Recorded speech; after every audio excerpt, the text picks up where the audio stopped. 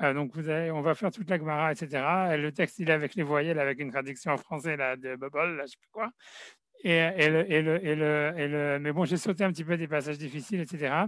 Mais pour moi, c'était voilà. Donc, voilà. Et à travers ça, en fait, on va apprendre plein de concepts en fait en ce qui concerne l'interdit en fait de cuisiner Yom Tov d'une manière générale. Et voilà, je préfère partir de la Gemara dans le texte et ensuite peut-être un petit peu essayer de travailler un peu sur les concepts qui sortiront de ça plutôt que de faire une introduction sur comment ça fonctionne les concepts, etc. Donc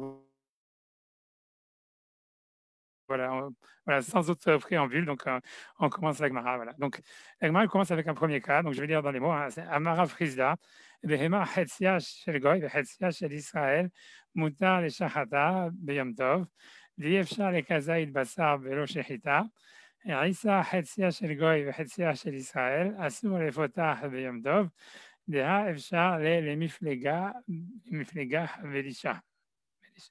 C'est-à-dire, grosso modo, pour expliquer en deux mots ce qui se passe, c'est-à-dire, on nous parle de deux cas. Donc, le premier cas, c'est pas vraiment ça ce qui nous intéresse, mais on va dire donc un animal qui appartiendrait en fait à moitié à 50% à un juif et à 50% à un goy.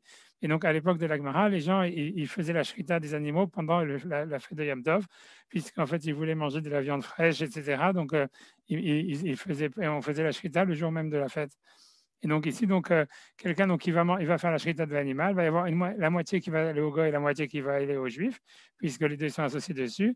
La Gemara, elle dit, bon, c'est qu'on a le droit de faire la shrita de cet animal pendant Yom Tov, vu que, en fait, comme le juif, lui, veut manger de la viande, et qu'il il a besoin, même s'il a que la quantité d'une olive de viande dans cet animal, ça justifie le fait qu'il fasse la shrita pour manger la partie qui lui appartient, quoi, qu'il veut manger pendant Yom Tov. Donc ça, c'est la première halakha qui ne nous intéresse pas trop. Mais la deuxième, elle intéresse plus, tu vois. Donc c'est le deuxième cas, c'est que si jamais donc, il y a une pâte, ça veut dire qu'il y a un non-juif et un juif qui sont associés sur une pâte, sur une quantité de pâtes qui vont cuisiner pendant Yom Tov. Donc il y a la moitié Hatzia chez le Goy, il y a la moitié qui appartient à un non-juif, mais Hatzia chez l'Israël, et la moitié, elle appartient à un juif. Donc, quelle est la halakha? Donc, sur ça, la Gemara, elle dit Asur les fotah Yom Tov. On n'a pas le droit donc de la mettre dans le four pendant Yom Tov. Deha Efsha les miflega belisha, parce qu'il pourrait en fait diviser la pâte avant de la mettre dans le four. Et donc déjà, on rentre voilà. Donc pour dire en deux mots, je répète encore une fois cette halakha, c'est-à-dire que si jamais il y avait une pâte, il y avait des juifs, il y avait un juif et un non-juif qui étaient associés sur de la pâte pendant Yom Tov. Donc en fait, on n'aurait pas le droit de mettre toute la quantité de pâte dans le four.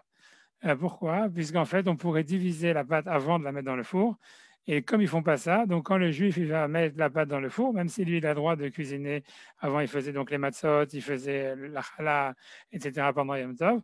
Donc en fait, même s'il a le droit en fait de, comment dire, de la mettre dans le four, comme il va mettre une partie en fait de la pâte qui ne lui appartient pas et qui appartient au non-juif, donc ça il n'a pas le droit de le faire. Donc en fait, il faudrait qu'il divise la pâte avant de la mettre dans le four.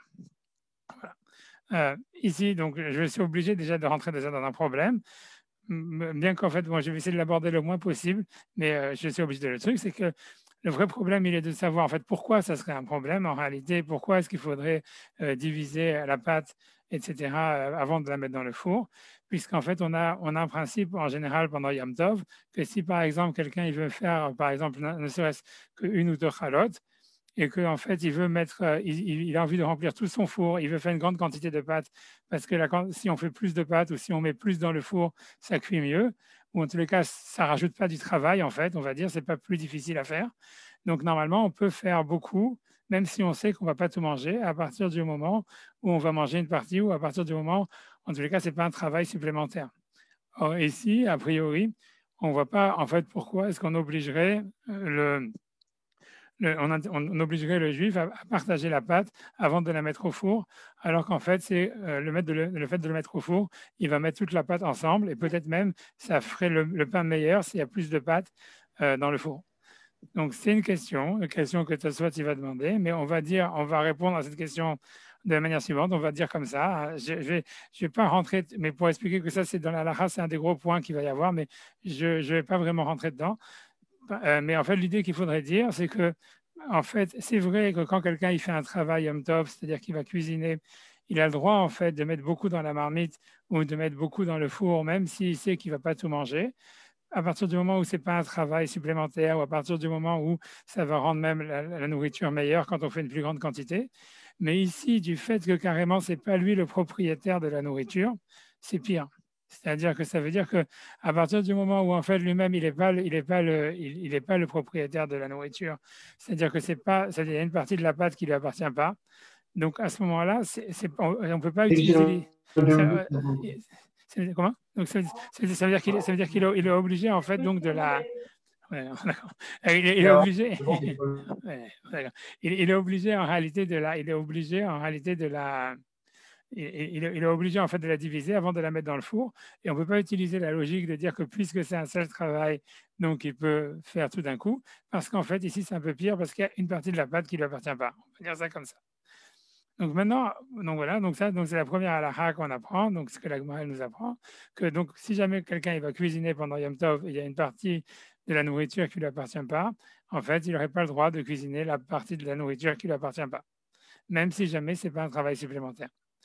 La Gemara, elle continue, Metiv Rafrana Bachen Ilai, Isad Kelavim, Bisman Shearoim Ochlin Mimena, Hayevet Vechala, Umarvin Ba, Umishtatvin Ba, ומברכין עליה ומזמין עליה ונאפת ביום טוב, ואדם יוצא בה ידי חובתו בפסח. Donc, la Gemara pose une question, elle dit comme ça, elle dit donc on nous objecte une question. Donc, Métiv Rav Hana bar Hanila. Donc, Rav Hana, le fils de Hanila, il a dit, Isad Kelavim, c'est-à-dire donc un pain, ça veut dire une pâte qui normalement a été faite pour les chiens. C'est-à-dire qu'il semblerait qu'il faisait du pain spécial pour les chiens, qui étaient en fait les chiens qui aidaient les bergers à garder le troupeau. Alors, Bisman, chez un des fois, donc, il y avait les bergers eux-mêmes, ils mangeaient de ce pain-là. Donc, si jamais c'est un pain que les bergers ils peuvent manger, ou que voilà, ou qu'il y a des bergers pour le manger, ou qu'ils vont en manger, même si c'est une petite partie, c'est pas la majorité du pain. Le pain, il a été fait majoritairement pour les chiens. Alors, donc, il faut enlever et prélever la chala.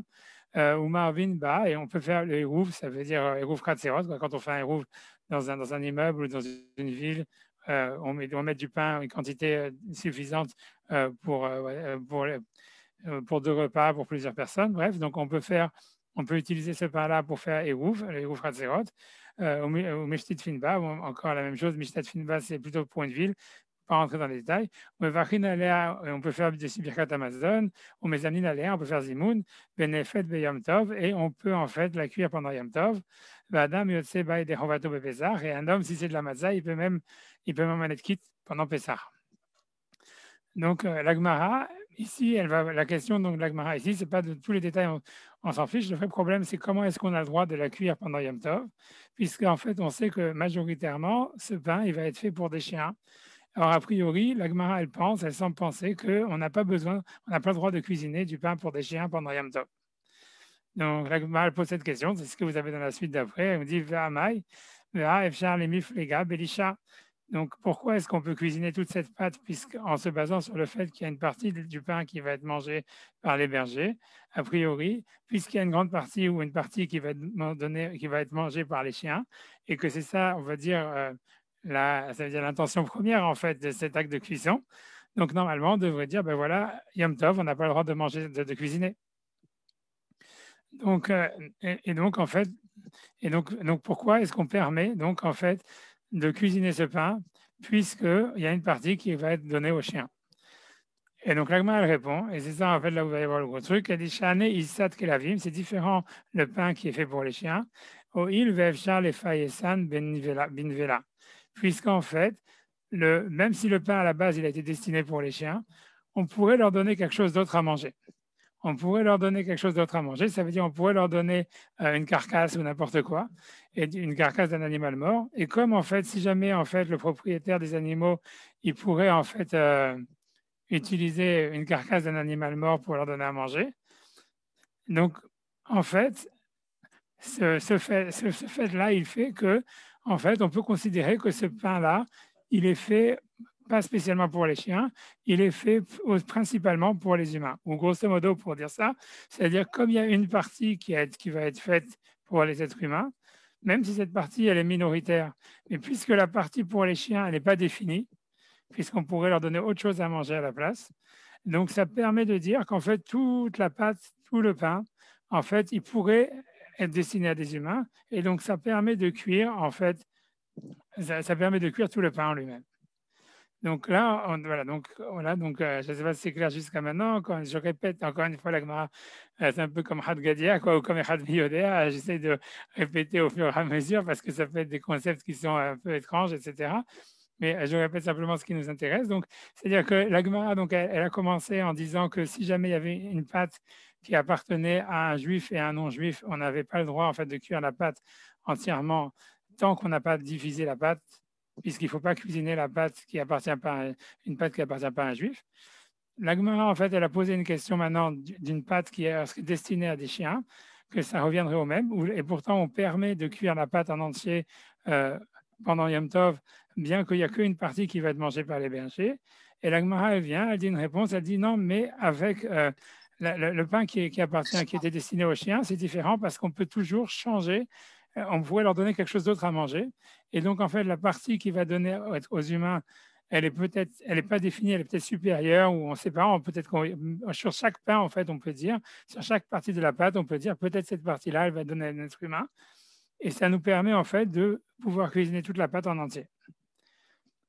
Je vais simplement peut-être m'arrêter là un petit peu, si on veut. C'est ça un petit peu un des points que je vais développer, tu vois, dans le cours. C'est que si on applique cette logique, si on garde la logique de la Gemara, ça voudrait dire en fait que si jamais quelqu'un, même si on n'a pas le droit de cuisiner pour un non-juif, mais si par exemple, en fait, le non-juif, en fait, quand on va cuisiner quelque chose, on a quelque chose d'autre qu'on pourrait donner à manger au non-juif, on peut dire en fait, voilà, donc comme je pourrais lui donner quelque chose d'autre, donc en fait, quand je cuisine, en fait, et qu'il y a une partie pour moi, quand je cuisine, en fait, je cuisine pour moi et tout est permis. A priori, tu vois, c'est ça ce qui sort de l'agma, c'est qu'il y aurait une logique comme ça. On va voir que bon, c'est pas moi qui dis ça, ça va être marqué dans les Rishonim, mais ça veut dire dans les commentateurs, dans le Bet Yosef, etc. Mais voilà, c'est quelque chose à comprendre qu'en fait, on va dire cette logique. Donc ici, on va rentrer dans un concept qui est abstrait dans les lois de Yom Tov, de cuisine Yom Tov, qui est très général. Ici, on envoie un exemple simplement en disant, puisqu'on pourrait leur donner quelque chose d'autre aux chiens, donc en fait, il se trouve que ce qu'on leur donne, ce qu'on est en train de cuisiner, c'est pour nous-mêmes et c'est pas pour les chiens. En tous les cas, c'est pas défini la partie qui est pour les chiens et ça nous permet de tout cuisiner. Ce qui n'est pas le cas dans le cas précédent où il y avait donc une pâte qui appartenait à moitié à un juif et à moitié à un non-juif, où le non-juif, évidemment, comme il est propriétaire de la pâte, tu ne peux pas lui dire bah, je te donne autre chose à la place. Donc c'est pour ça que là-bas, on était obligé de diviser la pâte avant de la cuire, parce que sinon, puisque là, vraiment, on cuirait quelque chose qui ne nous est pas destiné et qui ne nous appartient même pas. Donc, voilà, donc ça, c'est ce que la Gemara dit pour l'instant. Maintenant, la Gemara, elle va rentrer, donc c'est pour ça que je vous dis là, on rentre dans un concept beaucoup plus général, en fait, qui est la svara de Oil. Oil, ça veut dire puisque en hébreu. Et ça veut dire, l'idée, c'est-à-dire que quoi? Donc, c'est une logique qui est utilisée, en fait, beaucoup dans l'interdit de Yom Tov, dans l'interdit de cuisiner Yom Tov, c'est un concept abstrait, bizarre, que la Gemara, en fait, ici, elle va élaborer encore plus. Donc ici, on a vu cette histoire-là, de dire que voilà, on pourrait la viande, on pourrait donner quelque chose d'autre aux chiens. Donc en fait, peut-être que le pain, on pourrait le considérer comme entièrement fait pour les hommes, bien que les hommes ils vont manger qu'une petite partie. Maintenant, elle va continuer en fait maintenant sur une autre histoire. Elle va élaborer ça plus. C'est-à-dire donc là peut-être je vais introduire un petit peu, mais pour donner un petit peu l'idée, c'est que par exemple, on va voir, mais bon, la Gemara va dire, mais disons, je sais pas, tout le monde connaît l'histoire du Hérouv, par exemple, que si jamais il y a un Yom Tov qui est avant Shabbat, alors on peut cuisiner pour de Yom Tov à Shabbat si on a fait le Hérouv d'abord. Ça veut dire si on a pris deux pains ou deux matzot avec un œuf ou je sais pas quoi, et on a dit voilà qu'avec ce Hérouv-là, ça soit permis pour moi de cuisiner de Yom Tov à Shabbat. La question, la question est de savoir en fait comment ça fonctionne le Hérouv. Pourquoi ça marche? Ça veut dire, si jamais en fait Yom Tov, on n'a pas le droit de cuisiner de Yom Tov à un autre jour, par exemple à Shabbat ou au jour de semaine, on n'a pas le droit de cuisiner de Yom Tov à un autre jour, un autre jour qui n'est pas Yom Tov. Donc comment est-ce que ce Hérouv, ce petit machin là qu'on fait, ce petit truc magique avec du pain et des œufs, ça y est, ça nous permet de cuisiner de Shabbat, de Yom Tov à Shabbat. Alors, dans la Gemara, il y a deux théories. Une qui n'est pas retenue dans la halakha, mais bon, qui est peut-être au truc, qui est une théorie simple, qui voudrait dire, en fait, c'est vrai qu'on n'a pas le droit, en fait, de cuisiner de Yom Tov un jour de semaine, mais on aurait le droit de cuisiner de Yom Tov à Shabbat, puisque, en fait, Shabbat, c'est un jour plus saint que Yom Tov. Et donc, en réalité, tout le truc du Hirouf, c'est simplement pour dire qu'on ne commence pas à cuisiner pendant Yom Tov pour Shabbat, mais qu'on a déjà commencé à préparer pour Shabbat avant Yom Tov. Et Yom Tov, on ne fait que continuer cette préparation. Et ça suffit, puisqu'en fait, d'après la Torah, ça serait permis en fait de cuisiner de Yom Tov à Shabbat, vu que Shabbat, c'est un jour plus saint que Yom Tov. Ça, c'est une théorie. Ce n'est pas la théorie qui est retenue dans la halakha. La théorie qui est retenue dans la halakha, c'est une théorie plus complexe, qui est la théorie de Ho'il, ça veut dire puisque, qu'on va voir ici dans la Gemara, dans les mots. Mais je vais simplement la dire en deux mots. C'est que c'est un truc tout à fait abstrait et bizarre, hein, mais bon, c'est comme ça. C'est qu'en réalité, dans l'interdit de cuisiner Yom Tov, la Torah, elle va considérer que tout ce que tu aurais pu, en fait, utiliser pendant Yom Tov, en fait, tu avais le droit de le cuisiner, même si à la fin, tu n'en as pas besoin. La Gemara, elle va expliquer cette logique, que ça va à un tel point qu'en fait, on va dire comme ça, c'est-à-dire que Yom Tov, d'après la Torah, je peux cuisiner n'importe quoi, en fait. Pourquoi? Parce que peut-être j'ai des invités qui vont venir. Et puisque j'ai des invités peut-être je vais avoir des invités qui vont venir, donc j'ai le droit de dire peut-être j'ai des invités qui vont venir, un peu comme Avram Avinu, qu'il attendait toujours des invités. Donc il s'est dit voilà, comme peut-être je vais avoir des invités qui vont venir, j'ai le droit de faire, je sais pas, 300 cuisses de poulet, j'en sais rien, 500 bouts de saumon, whatever, tout ce que tu veux, parce que en fait, peut-être je vais avoir des invités qui vont venir. Donc il se trouve que d'après la Torah, en réalité, donc ça c'est l'avis de c'est l'avis de Rabbah, qui va être retenu dans la halakha, qu'on va voir maintenant dans les mots dans la Gemara. C'est-à-dire que selon Rabbah, en réalité, il n'y a jamais en fait comment dire, il y a jamais, on transgresse pas en fait l'interdit de cuisiner Yom Tov, même si on cuisine des quantités astronomiques ou quoi que ce soit, même si c'est un truc en fait à la fin c'est impossible qu'on l'utilise pendant Yom Tov. L'interdit, on peut le transgresser d'après la Torah selon Rabbah, selon la halakha, que si on cuisine vraiment 2 minutes avant le coucher du soleil. Puisqu'à ce moment-là, il ne peut plus y avoir d'invités qui vont venir, il n'y a même pas le temps de manger ce que tu fais. Donc en fait, comme c'est quelque chose, tu vois, où tu peux plus, tu n'as même pas le temps tu n'as même pas la possibilité théorique de l'utiliser pendant Yom Tov, c'est qu'à ce moment-là où tu transgressais un interdit de cuisiner Yom Tov, pas pour la fête. Mais dans tous les autres cas, comme il y a toujours cette logique de oil, c'est-à-dire puisque des invités pourraient venir, puisque quelque chose pourrait se passer et que j'ai envie de manger, j'en sais rien, je ne sais pas quoi, un truc spécial, etc., ça fait qu'à chaque fois, je peux dire non, c'est pour Yom Tov, puisque c'est possible que j'ai une armée d'invités qui va venir chez moi tout d'un coup. Et donc, ça, c'est l'avis de Rabbah, et c'est ça ce qui est retenu dans la halakha. Simplement, tu vois, une chose qu'on apprend de ça, c'est que par exemple, quand on fait un Eruv, par exemple, c'est pour ça que quand on fait le Eruv Tafshilin et qu'on veut cuisiner de Yom Tov à Shabbat, normalement, il y a beaucoup d'avis qui vont dire qu'on n'a pas le droit de cuisiner dans les minutes qui précèdent le coucher du soleil. Parce qu'en fait, là, il n'y a plus la logique, puisque toute la logique du hérouve qui permettait de cuisiner en utilisant le petit hocus pocus là, de la matzah et de l'œuf, c'est parce qu'elle est basée, en fait, la logique qui est derrière, la logique halachique qui est derrière, c'est parce qu'en fait, il y a la semence de oil, c'est-à-dire qu'on pourrait cuisiner, en fait, pour Yom Tov, ça veut dire on pourrait cuisiner, il y aurait des invités qui pourraient venir, et donc on le fait pour Yom Tov, et c'est pour ça qu'on peut garder pour Shabbat. En fait, comme cette logique, comme je vous l'ai dit, elle ne s'applique plus quelques minutes avant le coucher du soleil. Donc, en fait, on n'a plus le droit, même si on a fait un érouve, de cuisiner, en fait, pour de Yom Tov à Shabbat, quelques minutes avant le coucher du soleil, etc. C'est pour ça aussi que même pour l'allumage des bougies, ça, c'est Stam derrière la comme ça, derrière Hagav, quand il y a un Shabbat, quand il y a Yom Tov qui est avant Shabbat, c'est bien d'allumer les bougies un peu avant le coucher du soleil, ça veut dire pas à la dernière minute, parce que l'allumer des bougies, c'est aussi permis grâce au érouve. Et donc, en fait, si jamais on n'a vraiment pas la possibilité d'en tirer profit pendant Yom Tov lui-même, c'est pas évident qu'on aura de les utiliser spécifiquement pour Shabbat. Donc, c'est bien, en fait, d'utiliser là, à ce moment-là, de faire les 18 minutes avant le coucher du soleil, ou même plus si on veut, etc. Parce que là, plus on se rapproche du coucher du soleil, plus, en fait, on rentre dans un problème. à pouvoir allumer les bougies de Shabbat pendant Yom Tov, parce qu'on n'a plus la svara de Hoïl, plus on se rapproche du coucher du soleil. Bref, ça c'est un truc à part, c'est pour donner de la culture générale. Voilà. Pour ceux que tu vas pour la prochaine fois, c'est pour savoir. C'est comme ça. Bon, bref. Donc, en tous les cas, c'est ça la svara de Hoïl. Et cette svara de Hoïl qui dit, ça veut dire que peut-être il y a des invités qui vont venir. En réalité, donc, elle est utilisée ici pour justement l'histoire des chiens, en disant que bien que la pâte, elle est faite pour les chiens, en fait, comme on pourrait leur donner quelque chose, donc on se dit que ce pain, comme il est comestible pour des humains, on le fait pour des humains, puisqu'il y a aussi des humains qui vont en manger. Donc la Gemara, elle a compris que c'était la même logique. Et donc elle va dire, ah, mais comment est-ce qu'on sait que cette logique-là de Oil, c'est une discussion entre Rabat et Rav Chizda. Et Rav Chizda, c'est justement celui qui pense qu'on ne dit pas cette logique que peut-être il y a des invités qui vont venir.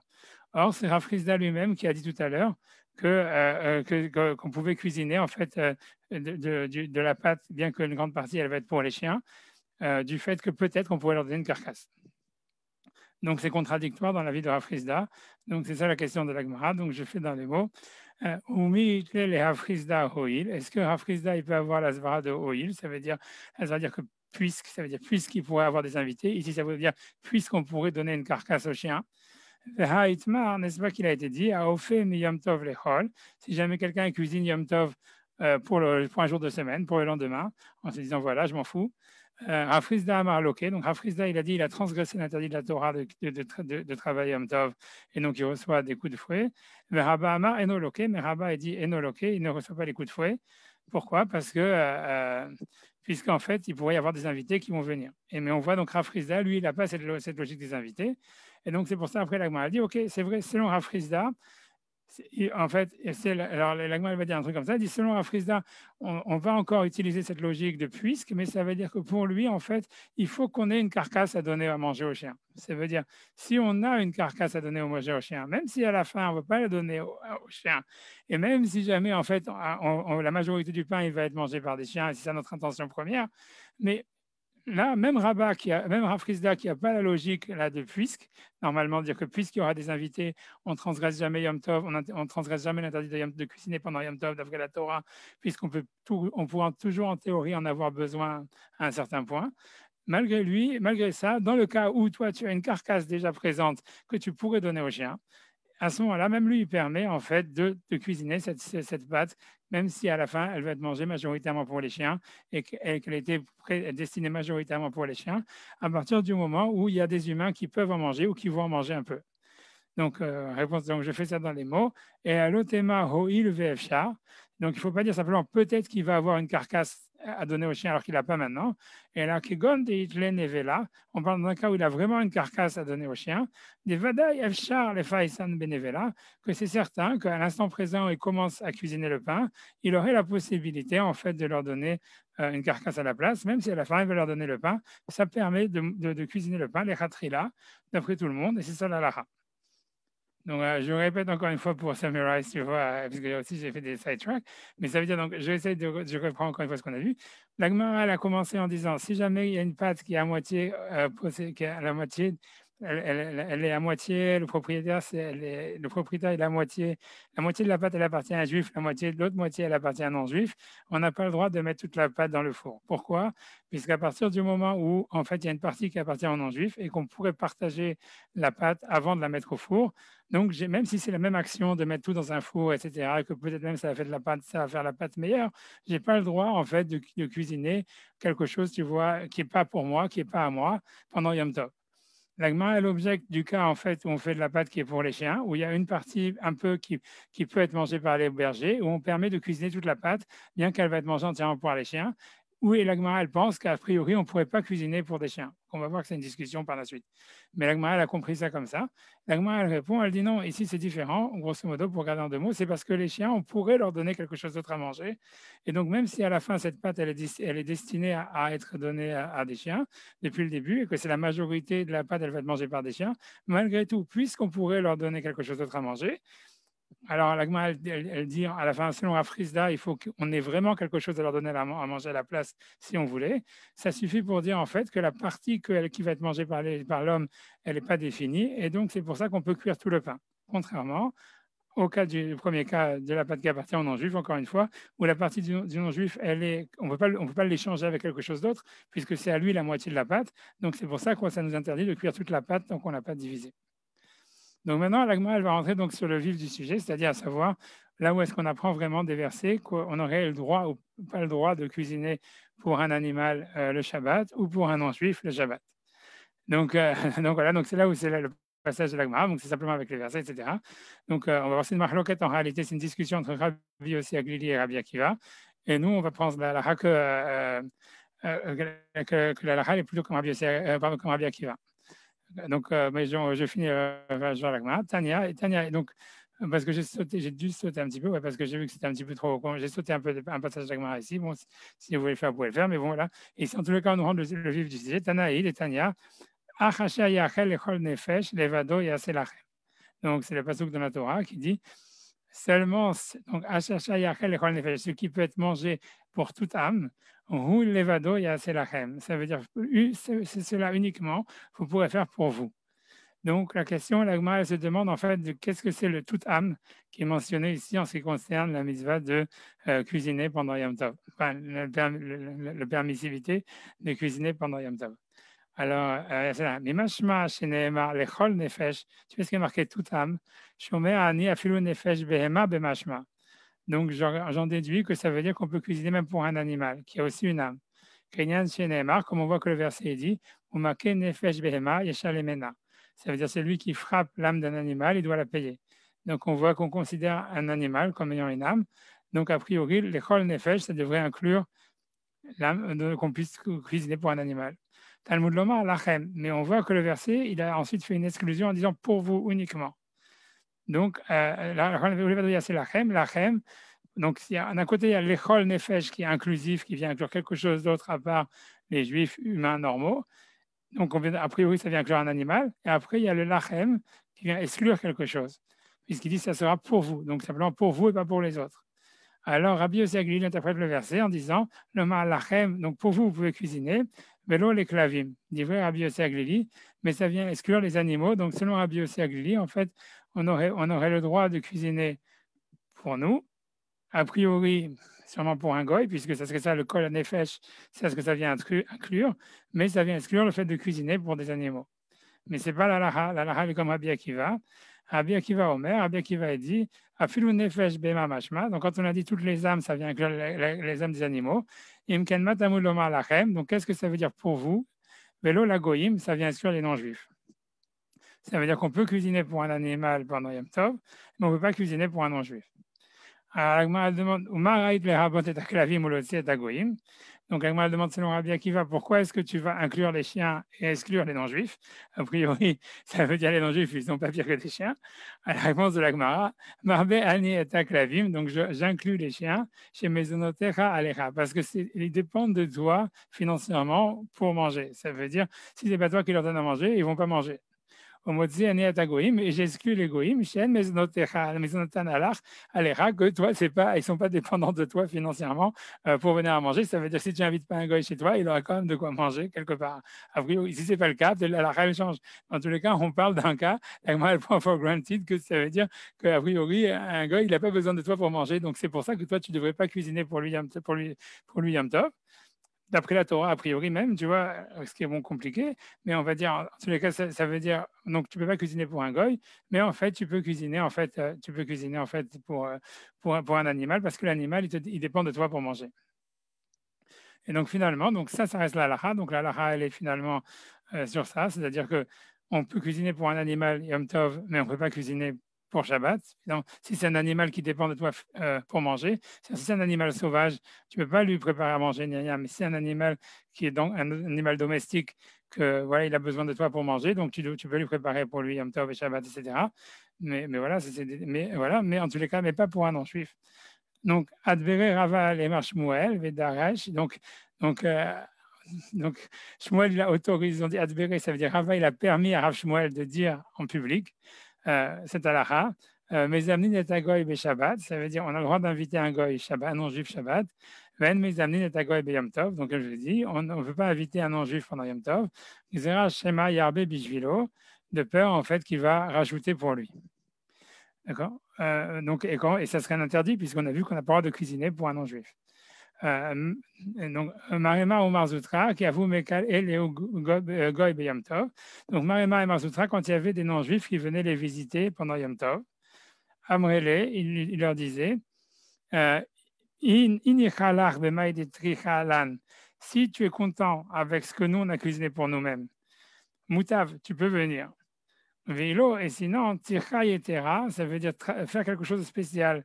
Adarta, ditar, pour toi, l'otachinan, on fera rien, on fera pas. Ça veut dire, lui disait, un disclaimer, il lui disait, voilà, si tu veux vraiment, si vous voulez venir, donc ça veut dire, l'idée, elle est que si jamais un non-juif vient chez toi, tu ne dois pas le rejeter, mais tu dois lui dire, en tous les cas, est-ce que tu dois lui dire, c'est encore une autre histoire, mais on va dire, c'est une discussion, etc., machin, on va dire comme ça, on va dire en tous les cas, eux, ils disaient ça. Eux, ils disaient, quand il y avait un non-juif qui voulait manger chez lui, quelqu'un qui vient, qui t'appelle à la porte, est-ce que je peux manger chez vous? Il disait, oui, tu peux venir manger chez nous, mais on va rien faire de spécial pour toi. Parce que l'idée, c'est qu'en faisant ça, si tu veux, le problème, c'est que on a peur que le juif, tu vois, la raison, qu'est-ce que ça, parce qu'il faut expliquer, comprendre qu'est-ce que ça veut dire. Ça, on va rentrer dans ça un peu plus après. Mais c'est la question, elle est de savoir qu'est-ce que ça veut dire qu'on a peur qu'on va rajouter pour le non-juif. Est-ce que ça veut dire qu'en fait, c'est parce que le non-juif, il va demander? Ou bien est-ce que ça veut dire en fait que le juif, il va être gêné de ne pas avoir assez à donner. Donc, il va de lui-même rajouter. Et en fait, donc, a priori, l'idée, elle est ici que tu vois que c'est plutôt que ces rabbinim, Marima et Marzoutra, ils disaient ça parce que comme ça, une fois qu'ils avaient dit ça, eux-mêmes, ils allaient plus se sentir gênés en disant, ben voilà, il manque, il n'y a pas assez de viande ou je sais pas, il n'y a pas assez de trucs. Ouais, qu'est-ce qu'on peut faire si jamais, en fait, tu l'as dit à l'avance, alors à ce moment-là, tu ne vas pas être gêné, tu ne vas pas être tenté de dire, bon, je vais mettre encore un bout de viande sur le feu et tout ça. Mais si tu ne l'as pas dit à l'avance, à ce moment-là, tu es gêné, donc tu risques de le faire. Donc c'est pour ça qu'eux, ils disaient ça à l'avance, a priori, pour pas se sentir gêné, on va dire. Parce que si c'était pour dire, tu vois, au gars qui ne le demande pas, tu vois, bon, qu'est-ce qu'il s'en fout, tu vois, c'est-à-dire, lui, il va demander quoi qu'il arrive. A priori, on va voir que c'est ça un peu l'idée. Mais en tous les cas, donc, c'est ça ce qui sort de l'Agmara quand on lit l'Agmara. Donc, on va voir que tout ça, c'est pas évident. Ça veut dire, donc, voilà, il y a des choses, voilà, donc ça, c'est la Sougia. Voilà, alors, voilà, donc maintenant, ça c'est la Sougia. Les choses qui vont sortir, c'est. Je vais donner par exemple un exemple, c'est-à-dire, il y a plein de points qui nécessitent, qui sont, on va dire, qu'on peut un peu débattre. Ça veut dire même sans regarder déjà, sans regarder un peu ce qui est marqué dans les post-kim, etc. C'est par exemple dans le dernier cas où on nous dit voilà que Marema et Marzoutra, quand il y avait un goy qui venait chez lui, il lui disait voilà, si tu es content avec ce qu'on a fait, pour nous c'est bon, sinon on ne va pas faire quelque chose de plus pour toi. Est-ce que par exemple dire cette phrase, ça marcherait si on invite quelqu'un? On imagine par exemple quelqu'un, il a de la famille non juive, etc. Et en fait, pour lui, il est gêné s'ils ne viennent pas, je sais pas, au CDR ou j'en sais rien, ou pendant Yom Tov. Alors, est-ce qu'il peut dire, tu vois, voilà, OK, parce que le cas de l'Agmar, c'est que les non-juifs sont venus chez lui d'eux-mêmes. Mais imaginons si jamais, en fait, toi, tu veux on te dit donc, il ne faut pas les inviter de peur que tu vas rajouter pour eux. Est-ce que l'idée de dire, en fait, si cette phrase-là, elle fonctionne, ça veut dire si un gars, il vient chez toi, est-ce qu'elle fonctionnerait aussi si jamais, en fait, tu les as invités? En disant, voilà, vous savez qu'on est des juifs orthodoxes, etc., et qu'en fait, on ne peut pas cuisiner pour vous pendant Yom Tov, mais si ça vous fait plaisir de venir, vous pouvez venir. Tu vois, est-ce que ça, c'est permis de dire ou pas? Et ça veut dire c'est pas clair. Ça veut dire c'est pas clair dans la lacha. On va voir. Tout ça, ça dépend un peu de savoir comment ça fonctionne, etc. Mais voilà, c'est un point à débattre. Non, on va voir que voilà, mais, je vais rentrer un peu plus là-dedans, etc. Parce que comme je vous ai dit aussi, un autre point qu'il faut comprendre, c'est qu'est-ce que ça veut dire qu'on a peur que la personne, elle va cuisiner en plus pour eux. C'est-à-dire, par exemple, on dit voilà qu'on a peur que le juif il va cuisiner plus parce qu'il va. Pourquoi il va cuisiner plus? Est-ce que c'est parce que le non-juif il va faire une pression sur lui en lui disant voilà, tu vois, je veux dire parce il va lui faire une pression en disant j'ai besoin, j'ai faim, whatever, c'est tout ce que tu vas me donner, etc. Ou bien est-ce que c'est le juif lui-même, il va se sentir gêné? Et ça, on va voir encore, ça fait des différences, ça peut avoir des différences dans la loi. Donc voilà, c'est plus ou moins ça. Il y a évidemment le troisième point qui est le plus technique dans lequel je ne vais pas rentrer, parce que c'est vraiment un point compliqué. C'est que, comme je vous ai dit, que c'est le point un peu, mais simplement je le dis par acquis de conscience, comme ça, si vous voulez aller regarder un petit peu dans ce siman-là, quand vous allez faire la lara ceux qui veulent faire, hein, ceux qui veulent faire de l'approfondissement après, ça veut dire dans le ça veut dire dans le Bet Yosef et dans le Rama, etc. Le vrai problème, en fait, qu'il y a dans tout ce siman, qui n'est pas clair, c'est que en réalité, comme je vous ai dit, au début, si on prend la lacha du four avec le pain qui appartient à moitié à un non-juif, à moitié à un juif, en réalité, on a l'impression qu'on te permet, ça veut dire, on te dit, voilà, même si en fait, on va mettre tout dans un seul four, et en fait, il y a une seule fournée, et quand même, on a vu qu'à l'époque de la Gemara, en tous les cas, quand on faisait du pain en grande quantité, le pain, il était meilleur, et que normalement, donc, on avait permis, dans Yom Tov, par exemple, de cuisiner une grande quantité de pain, même si jamais, en fait, on n'a pas besoin de toute la quantité pour que le pain soit meilleur. On a l'impression, en fait, que ça ne marche pas si jamais il y a une partie du pain qui appartient à un non-juif. Après ça, tu vois, quand on va te donner quand on te donne la permissivité de dire, ah voilà, peut-être que tu pourrais donner autre chose à la place, etc., etc., la question, elle va de savoir, est-ce qu'on te permet, ça veut dire dans le cas où c'est permis, dans le cas, par exemple, si on reprend, puisque le cas qui a été donné par la Gemara, c'est le cas du chien, mais on va voir que c'est a priori la même chose pour un non-juif. C'est-à-dire que l'idée est de dire que, OK, dans le cas du pain qui est fait pour le chien, etc., et qu'on te dit, voilà, si tu pourrais lui donner quelque chose d'autre, et que, on va dire, un être humain, il va en manger une partie, alors on peut permettre tout le four. Est-ce qu'on te permet tout le four, ou est-ce qu'on te permet même de faire un four spécial pour une fournée spéciale qui va être presque tout consommé par le chien? Ou est-ce que tu vois, ou est-ce qu'on te permet simplement de faire une seule fournée? Donc tout ça, ça va être un point technique qui est compliqué dans la lara. Et on va le voir un petit peu maintenant, mais on ne va pas trop s'arrêter dessus. Mais grosso modo, ce que je veux dire, les vrais points que moi je vais m'arrêter un petit peu, c'est de savoir en fait, c'est pourquoi est-ce qu'on a peur que le juif il va faire plus pendant Yom Tov pour le non-juif? Pourquoi est-ce qu'il va être embarrassé? Est-ce que c'est parce qu'il va sentir une pression du non-juif ou est-ce que c'est parce que lui-même il va se sentir gêné? La deuxième chose, comme je vous dis, c'est est-ce que si jamais quelqu'un, quand on interdit d'inviter, est-ce qu'on peut dire, voilà, si jamais en fait si jamais en fait quelqu'un il va dire voilà, il fait le disclaimer en disant j'invite mais en fait je veux rien préparer pour toi de spécial parce que j'ai pas le droit, est-ce que ça marcherait même pour inviter ou pas?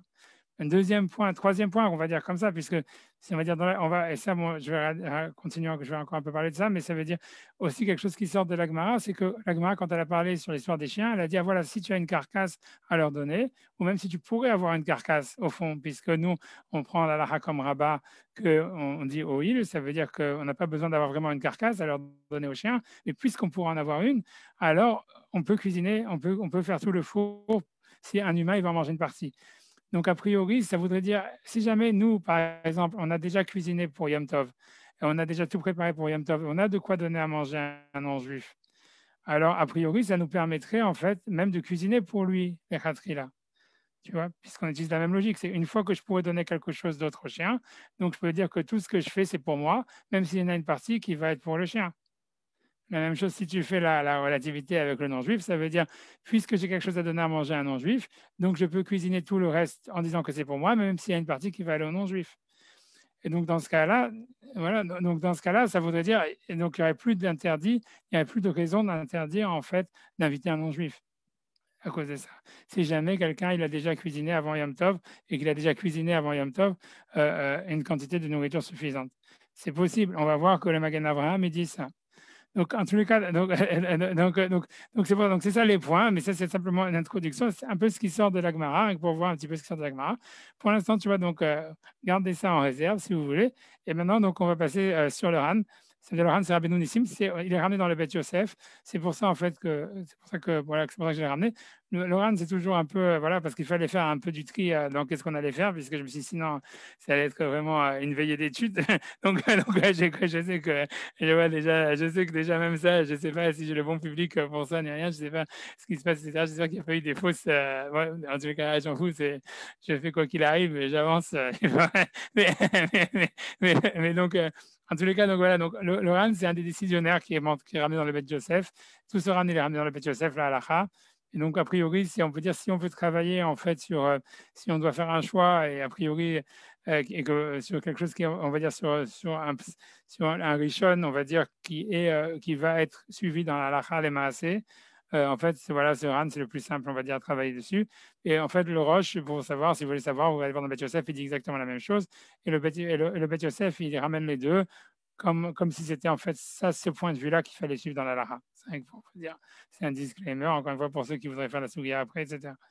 Donc, en tous les cas, donc, voilà, le Han, on va faire le Han. Là, il n'y a plus de traduction, évidemment, mais ni des voyelles. Mais bon, mais je vais essayer d'aller lentement et c'est pas très compliqué. Donc, il va commencer en fait simplement à, comment dire, à élaborer un petit peu sur cette histoire de l'interdiction de travailler, de cuisiner pour un goy et comment est-ce que ça fonctionne. Puisqu'en fait, le vrai problème, comme on a, c'est de savoir, puisqu'on a, pour expliquer en 2 mots le problème, c'est que puisqu'on a la logique de dire que si jamais on aurait des invités, on pourrait leur cuisiner pour eux. Donc, il se trouve que d'après la Torah, en fait, quand on cuisine Yom Tov, à part si on est 2 minutes avant le coucher du soleil, on ne transgresse jamais un interdit de la Torah. Donc, tu vois, c'est ce qu'on a vu tout à l'heure, c'est ce que Rabat, il a dit, quelqu'un qui cuisine Yom Tov, même pour un jour de semaine, en fait, il ne reçoit pas de coup de fouet parce qu'il n'a pas transgressé l'interdit de la Torah, parce qu'il pourrait avoir des invités. Donc, il se trouve que si, par exemple, même je vais moi cuisiner pour un goy, tu vois, malgré l'exclusion du verset explicite, c'est pas pire que si je cuisinais pour un jour de semaine. Donc, en fait, je peux pas avoir transgressé l'interdit de la Torah. Donc, le problème qui est, à part ça, il y a un problème. Le problème, c'est quoi? C'est qu'on sait que normalement, on ne fait jamais un décret pour protéger un autre décret. C'est une technicalité halachique. Ça veut dire en gozrim gezerah l'exera. Ça veut dire les rabbins, ils ne font pas un décret d'ordre rabbinique pour protéger un autre décret d'ordre rabbinique. Puisque les décrets d'ordre rabbinique, ils sont là pour protéger les interdits de la Torah. Donc, c'est pas grave si, en fait, c'est pas grave s'ils sont les transgresses, mais on ne peut pas faire encore un autre décret pour protéger le décret qu'on a fait pour protéger le décret de la Torah.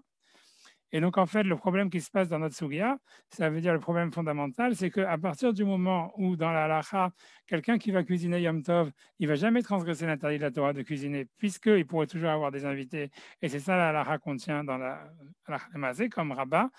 Donc, en fait, comment. Alors, quelqu'un qui va cuisiner pour un non-juif, ça sera au maximum toujours un interdit d'ordre rabbinique. Donc, comment est-ce que les rabbins, ils ont été encore une étape plus loin en disant oui, tu n'as pas le droit d'inviter un non-juif parce que peut-être tu vas rajouter pour lui. Donc, c'est cette question-là que le Han sur lequel il va se demander la question de savoir comment est-ce qu'on pourrait trouver un interdit de la Torah qui justifierait le fait qu'on fasse un décret d'interdire d'inviter un non-juif. Ça va être une des questions, enfin une question que le Han va parler ici, etc. Donc voilà, j'avance, donc je fais le Han. Donc, en mes années est akuti beyam tov, shema yarbe bishvilo. Donc, on n'invite pas un non-juif yam tov de peur qu'on va rajouter pour lui. Donc lui, il va dire comment est-ce qu'on pourrait vraiment trouver l'interdit. Alors, il dit comme ça, il dit Pirouj bigdera heret. Ça voudrait dire en tous les cas déjà qu'il faut l'interdit de rajouter pour lui, pour que ça soit un interdit. Ou bien, même là, ça serait que dans le rabbinique, mais ce serait en tous les cas, il faudrait dire que ça serait que tu vas faire un plat spécial pour lui. Ça veut dire, tu vas faire une kdera heret. Ça veut dire que c'est pas que tu vas cuisiner pour toi et toi tu fais un grand couscous par exemple et que tu vas rajouter 3 bouts de viande dans le couscous, parce que ça, tu as le droit de toutes les manières. Dans la lacha, on a le droit de mettre autant de viande qu'on veut dans le couscous, même si on sait qu'il n'y a que 5 invités et qu'ils ne vont pas manger toute la viande. Tu as le droit, puisqu'on va dire le couscous, il est meilleur comme ça, et puis ce n'est pas un travail supplémentaire que tu fais, tu vois. Ou même dans la dafina ou quoi que ce soit, tu vois, ça veut dire peu importe le plat que tu es en train de faire. Donc l'idée, ça serait le vrai problème, c'est que tu vas faire que des acheret, ça voudrait dire que tu fais un barbecue et que tu vas rajouter un steak. Tu vois, à ce moment-là, quand tu rajoutes un steak dans le barbecue, chaque steak, c'est un truc à part entière. Donc là, c'est là le problème. Tu vois, ça veut dire que si tu vas faire un barbecue, tu vas rajouter un steak pour lui et ça, tu n'aurais pas le droit. Mais même ça, c'est que dans le rabbinique. Mais même, au moins, en tous les cas, il y a un interdit dans le rabbinique. Alors, en tout cas, donc le Ran, il commence avec ça en disant voilà, de peur qu'il va cuisiner pour le goy en faisant un plat spécial pour lui. Alors, Dibio Takdera, puisque si jamais en fait on est dans la même marmite, ça veut dire on parle d'une dafina ou d'un couscous ou n'importe quoi qui se fait dans un seul plat ou quelque chose qui est fait au four, si jamais quelque chose aussi, tu peux mettre plusieurs choses au four, puisque quand tu mets tout au four ensemble, tout ça c'est permis. Vada Ishare. Donc, c'est sûr que c'est permis si c'est dans une seule marmite ou dans un seul fourneau, etc. C'est sûr que c'est permis. Chez Bejeyesh Babasa Ameruba, quand il y a beaucoup de viande, Afalgav. Donc, voilà. Donc, a priori, tout le problème, il serait que tu vas faire un truc spécial, un plat spécial pour le non-juif. C'est là où ça commence. S'il n'y a pas ça, il n'y a pas d'interdit. Maintenant, il dit Afalgav da filubik da heret lo mitzah midoraita. Et bien que si jamais quelqu'un, même il va faire une marmite spéciale pour le non-juif, etc. Et même s'il faisait ça, il n'y aurait pas l'interdit de la Torah. Pourquoi? Dea Kaimalan, qui est rabat, puisqu'on a la lacha, elle est comme rabat. Leitle, hoil, veimikal, ele, ochim, chazele. C'est-à-dire que peut-être, on dit qu'il a pour lui, hoil, ça veut dire la logique de puisque, veimikal, ele, ochim, chazele, que si jamais donc il y avait des invités qui venaient pour lui, ça leur serait apte. Donc ça veut dire, comme je vous ai dit, qu'on ne transgresse jamais l'interdit de cuisiner Yom Tov, même si on cuisine pour un jour de semaine, puisqu'en fait, on peut toujours avoir des invités. Donc ici, pourquoi est-ce que les rabbins ils ont interdit d'inviter un non-juif de peur que tu vas rajouter, alors que même si tu rajoutes, tu vas faire 15 ans de rabbinique. Ouais, Afilou Achim, donc malgré tout, Afilou Achim, malgré tout, Afilou Achim, malgré tout, Kevan Shu.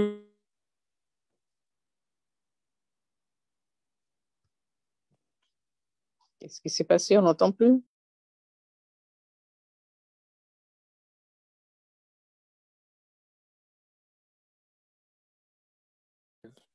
Oui, j'étais une minute.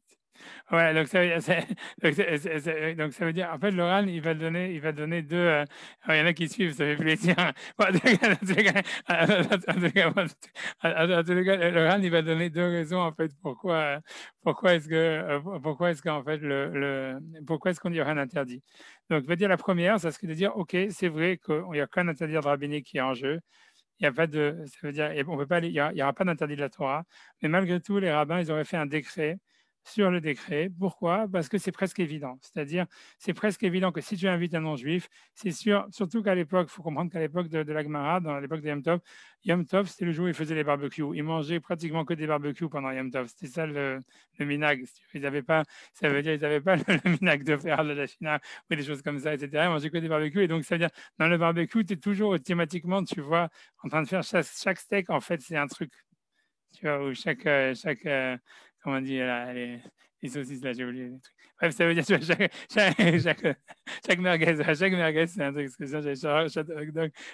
Chaque hamburger, c'est un truc. Donc, en fait, comme chaque truc, donc, c'est pour ça, en fait, que, alors, c'est pour ça, comme ça, Laurent, il voudrait dire un petit, mais c'est ce qui veut dire que c'est, même si c'est que dans le rabbinique, comme c'est presque évident que tu vas faire quelque chose de spécial pour lui, donc c'est pour ça qu'ils ont mis cet interdit d'inviter un gars. Et ça, c'est la première raison qu'il va donner. Et la deuxième raison, vous allez voir, elle est très amusante. Et moi, donc, ça veut dire, grosso modo, c'est bien que c'est un décret contre un décret. C'est pour ça qu'il a posé la question. Le Han, il dit, OK, il faut dire que comme c'est quelque chose, tu vois, qui est très fréquent, que c'est presque sûr qu'il va le faire, donc c'est pour ça qu'ils ont dit, mieux vaut pas inviter un non-juif. Maintenant, il dit, Vaharim Pirchou, mais il y en a d'autres qui ont interdit, qui ont expliqué. Des schémas, Yarbe Bishvilot, Varim Asurim Chayshinan. Des cas, Isura de Oraita. Donc, il y en a qui ont voulu expliquer qu'en fait, que l'interdit ici, c'est pas qu'on a peur qu'il va rajouter, en fait, donc, qu'il va simplement faire une casserole pour le non-juif, parce que s'il faisait ça, en fait, en effet, il n'y aurait qu'un interdit rabbinique. Mais l'interdit, c'est qu'on a peur, c'est qu'il va cuisiner pour le non-juif quelque chose qui n'est pas cachère. Et si tu vas cuisiner pour le non-juif quelque chose qui n'est pas cachère, pendant Yom Tov, là, c'est sûr que c'est un interdit de la Torah, puisque c'est quelque chose que tu vois qui n'a jamais été apte pour un juif d'être mangé. Et donc là, c'est là où et donc ça serait ça tout le décret. En fait, il aurait été fait. Donc tout le décret, il aurait été fait. Pourquoi? C'est de peur que tu vas inviter un goy et que tu vas faire pour lui à manger quelque chose qui n'est pas caché pendant Yom Tov. Et ça, là, tu n'as aucune permissivité sur ça. Tu vois, donc ça veut dire, donc d'autres quoi expliquer, ça veut dire qu'on a peur qu'il va faire plus pour lui, mais qu'il va cuisiner pour lui quelque chose qui n'est pas caché pour un juif. Là, des cas c'est là où tu trouverais l'interdit de cuisiner Yom Tov d'après la Torah, puisque là, tu ne peux pas dire, ah, si j'ai des invités, je vais leur donner à manger, parce que comme c'est pas caché, tu ne peux pas leur donner à manger. Donc, en fait, c'est que tu as l'interdit de cuisiner pour un goy, ça serait d'après la Torah uniquement, et ça, le Han, il est d'accord sur ça d'après tout le monde, en tous les cas, d'après la Torah, ça serait uniquement si tu cuisines pour eux quelque chose qui n'est pas caché. Donc maintenant, donc il y a de quoi beaucoup parler sur ça déjà ici. Ça veut dire, la question c'est de dire, tu vois quoi, ok, c'est ça son problème. Ça veut dire, depuis quand on a le droit de cuisiner quelque chose qui n'est pas cachère pour un gars qui vient chez nous. Tu vois, ça veut dire, ça veut dire, en fait, grosso modo, ça c'est un truc qui est sidetrack que j'ai ramené des Marais Comètes un petit peu pour m'amuser derrière. Mais ça veut dire, il y a une question là-dedans, ce qui est intéressant, en tous les cas de ce RAN, et qu'on voit derrière Hagav, que ici le Beth Yosef, il a ramené 100 personnes qui discutent ni rien, c'est qu'on a l'impression que le RAN, il pense qu'il n'y a pas de problème de cuisiner quelque chose qui n'est pas cachère pour un goy. Alors que si tu regardes en fait dans la halakha, ça veut dire dans plein de, c'est une grosse discussion, c'est un gros, c'est un gros, c'est une grosse histoire. C'est-à-dire, il y en a plein qui pensent, est-ce qu'on a le droit par exemple de travailler dans un restaurant non cachère et de cuisiner dans un restaurant non cachère, ou même d'avoir un restaurant non cachère et de cuisiner dedans. Tu vois, c'est pas du tout, aïe, aïe, aïe, c'est pas du tout, ça veut dire Rav Yosef, pour dire la vérité, Rav Yosef il permet, mais j'ai appris ça tout à l'heure. Mais, mais en fait, dans la Lara, c'est pas du tout clair que c'est permis. Mais comment dire, voilà. Mais donc, en tous les cas, le Ran, il semble dire que, je ne sais pas comment, pour lui, ça lui paraît pas problématique le fait de cuisiner quelque chose de pas cachère pour un goy qui vient chez toi, tu vois. Et que ça serait ça toute la raison. Non seulement il faut expliquer que c'est pas quelque chose qui est tellement rare, puisque si c'était rare, tu vois, on ferait pas un décret à cause de ça. Mais donc, ça veut dire que lui, il pense que, tu vois, c'est un chidouche, c'est un truc, tu vois, c'est incroyable, et surtout incroyable que personne, ça veut dire, Laurent, il a dit ça, personne ne s'est réveillé, le Beth Yosef, il a ramené dans la lacha, personne ne s'est réveillé à dire, ah, c'est bizarre, tu vois. Bref, tu vois, mais bon, si vous voulez, après, on va regarder un petit peu, mais j'ai pas envie de trop de faire un sidetrack, ça veut dire de me détourner, mais bon, on va faire un petit peu peut-être après. Et donc, en tous les cas, sinon, il dit, voilà, en fait, donc, il dit, en fait, pour reprendre, pour summarize, enfin, pour résumer, en fait, ce qu'on a vu dans le RAN jusqu'à maintenant, sur la raison de l'interdit qui aurait, en fait, vraiment de cuisiner pour un non-juif, il y a deux choses. Ça serait soit, en fait, de faire quelque chose spécialement pour lui, puisqu'en fait, après ce qu'on a vu dans la Gemara, si jamais on cuisine pour nous-mêmes, même si on rajoute dans la même casserole, dans le même four, il n'y aurait pas de problème, puisque c'est comme avec l'histoire avec les chiens, où en fait on peut dire, puisque les bergers vont manger un peu, en fait on peut faire tout, on peut en faire plein pour les chiens, et puis c'est tout. Et pourquoi? Parce qu'on va dire, peut-être aux chiens, on aurait pu leur donner autre chose. Donc là aussi, si j'ai quelque chose d'autre que j'aurais pu leur donner à manger, et en plus je cuisine pour moi une partie, ça suffit, je peux en rajouter en fait pour le non-juif si c'est dans la même action, dans le même four, dans la même casserole, etc., etc. Tout l'interdit, ça serait si jamais tu fais quelque chose de spécifique pour lui. Et encore là-dedans, ça serait que d'ordre rabbinique. Et donc, pour ça que le Ran, il dit, ah, mais comment on va interdire d'inviter un goy à cause d'un décret d'ordre rabbinique? Alors, il dit, OK, on peut dire que peut-être s'ils ont fait le décret comme ça, on n'a pas le choix d'expliquer ça, ou bien de dire, non, en fait, on a peur, le vrai décret, c'est parce qu'on a peur qu'on va lui cuisiner quelque chose qui n'est pas cachère, et à ce moment-là, on transgresserait l'interdit de la Torah de cuisiner Yom Tov. Donc maintenant, le Ran, il continue. Donc, Thomas. Donc, maintenant, le Ran, il va poser après une question qui n'est plus une question de logique, c'est une question de ce que lui voyait tous les jours. Et ça va être, et c'est ramené dans le Beth Yosef, c'est ramené partout, c'est dans Shulchan Aruch et tout ça. Il demande, Thomas, Ane Avde Dilan, Ehi Mashlinan Lehu Beyom Atava, Velo Haishinan Shema Yarbe Bishvilan. Donc, il dit, comment ça se fait? Donc, il semble qu'eux, ils avaient des esclaves, ou c'est-à-dire des domestiques, ou whatever, ce qu'on appelle, ce qu'on veut. Mais ça veut dire qu'il y avait plein de goy qui habitaient avec eux, quoi, on va dire. Et donc, il dit, et on voyait, tu vois, qu'on faisait, c'est-à-dire les Juifs, ils cuisinaient pour eux, Beyom Atava pendant Yom Tov. Velo Haishinan Yarbe Bishvilan, et on n'a jamais vu en fait que voilà, on avait peur de, c'est-à-dire on avait l'habitude de cuisiner pour des non-juifs pendant Yom Tov, et on n'a jamais vu en fait on s'était interdit parce qu'on a peur qu'on va rajouter pour eux. Alors c'est pour ça que Laurent il va dire, tu vois, c'est ça dans Shulchan Aruch, etc. Il dit Yesh lomar de kevan dexera shema yarbe lita ela mechamad varim asurim. Il a dit de dire que puisque la vraie raison de l'interdit, en fait, pourquoi est-ce qu'on a pas d'inviter un non-juif, c'est de peur qu'on va lui cuisiner quelque chose qui n'est pas cachère. Oh, mais ou bien qu'on va faire vraiment un truc spécial pour lui, ça veut dire ça veut dire une marmite spécifiquement pour lui. Ben, ça veut dire parmi les esclaves ou les domestiques qu'on a chez nous, a priori, ça veut dire ça n'existe pas. Ça veut dire comme on mange que cachère, on va dire quelque chose comme ça. Même si c'est des non-juifs, on leur donne quand même à manger cachère et qu'en fait, a priori, ils mangent toujours la même chose de ce qu'il y a en fait pour tout le monde et que ça va être un repas communal. Et bien, voilà. Et donc, c'est tout. Donc, a priori, c'est permis. Et le Han, il dit c'est permis. Dans Shulchan ça va être ramené que c'est permis. Il dit alors, et c'est quoi vraiment l'interdit alors de la Gemara? Il dit des bemzumanim bilvad shadam asu il est kabed behu des cas les mechash ari. Ça veut dire c'est quand quelqu'un il invite quelqu'un, qu'en fait donc quand quelqu'un il invite quelqu'un et spécifiquement donc il veut montrer son, ça veut dire il veut montrer qu'il a la classe quoi. Et il va être gêné en fait. Donc en fait l'idée c'est pas qu'on a peur en fait que le goy, le non-juif il va demander à manger ni rien. Et on va voir un peu, c'est ça ce que là aussi, c'est la raison que le Beth Yosef va reprendre. C'est plutôt qu'on a peur que le juif, il veut pas être embarrassé et il veut montrer, tu vois, il veut montrer qu'il a qu'il a de l'argent, qu'il a de quoi cuisiner, qu'il va en mettre plein la vue, quoi, grosso modo. Et c'est à cause de ça, en fait, qu'on interdit d'inviter un non-juif. Parce que là, il va faire des trucs spéciaux pour lui, pour le non-juif. Parce que lui, il va vouloir se la jouer devant lui. Mais si jamais, en fait, tu vois, dans le cas des esclaves ou des domestiques, où tu vois, un juif, il n'a pas, il a pas un intérêt spécifique à se la jouer. Donc, en fait, carrément, tu vois, tu peux les inviter Yom Tov. C'est ce que Laurent, il semble dire, tu vois. ומיהו משמע, הוא דקה למחשכי, ומיהו משמע דלעבוד בבד בשביל הנשוא, אלא בידי מתנה החרידה, דאפשר לפרנסין ובהו, כדאמרינן בעזת כלבים. Donc, à part ça, il veut dire, malgré tout, donc dans le cas, bien que lui, donc, il dit, a priori, que tu peux inviter des gens, des domestiques, des gens que tu ne vas pas vouloir te la jouer devant eux, malgré tout, il faut que si tu ne pourrais pas rajouter plus si jamais que si tu as déjà quelque chose que tu pourrais leur donner, comme dans le cas de Ça, c'est bien. Ouais, ça veut dire ça veut dire du pain pour les chiens, etc. Dans le sens où tu pourrais leur donner autre chose et donc ils vont pas eux. Ça veut dire donc toi tu te sens pas vraiment obligé de cuisiner pour eux. Voilà. Bon, la suite, j'ai pas envie d'entrer puisque le Ran lui-même il va le repousser. C'est de dire que ça va comme Rabbi Akiva, etc. Donc, j'ai pas envie d'entrer, puis ça va simplement brouiller les choses pour rien. Voilà, donc, en tous les cas, ceux qui veulent le finir, le finiront. Mais ça veut dire, c'est pas la halakha, c'est celui qui l'a opposé. Mais grosso modo, en tous les cas, le Ran, donc, pour expliquer l'histoire, c'est que le Ran, il veut dire, en fait, que l'interdit, en fait, d'inviter quelqu'un, ça serait, parce que le problème, ça serait de dire, ça serait simplement si jamais il y a une difficulté, ça veut dire qu'on a peur que tu vas cuisiner quelque chose de spécifique pour lui. Et ça, c'est le truc. Et quand est-ce qu'on aurait en fait cette peur vraiment? C'est quand toi, tu veux te la jouer par rapport à cette personne-là. Mais si c'est quelqu'un en fait qui est dans une condition sociale qui est inférieure, c'est le cas de lui il parle, où toi tu vas pas en fait te sentir gêné, ou tu vas pas en fait vouloir te la jouer devant lui pour cuisiner plus, etc. Donc tu peux l'inviter Shabbat, Yom Tov. Ce lui dit, c'est ça le minag, le roche, il va dire la même chose, le Bet Yosef il le ramène, etc. Sans, tu vois, sans comment dire, sans voir de problème. Maintenant, est-ce que ça veut dire que quelqu'un qui a de la famille, etc., comment est-ce que c'est différent? On va voir que c'est que la manière psychologique que les poskim, ils ont regardé ça, c'est très étrange. Parce qu'en fait, ce qui est très bizarre, enfin, je veux dire déjà après, c'est qu'en fait, ce qui semble dans les Yerushalmi, etc., c'est que c'est plus tu connais quelqu'un, plus tu vas te sentir gêné par rapport à lui. Alors, ça veut dire, alors moi, je ne sais pas si c'est vrai, tu vois.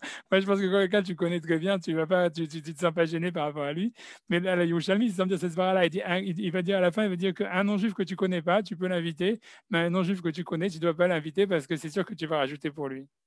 Bref, tu vois, mais enfin, voilà, c'est des autres histoires. Mais en tout cas, il faut comprendre que ce qui est intéressant de comprendre, moi, ce qui m'intéresse de ce RAN et ce qui est dans Shulchan Aruch, dans la Halakha, c'est qu'on voit que l'interdit d'inviter, c'est parce que l'interdit d'inviter un non-juif pendant Yom Tov, on peut dire déjà que c'est pas, comme on dit, un interdit across the board. C'est pas un interdit qui est, comment dire, ça veut dire qui est complètement unilatéral.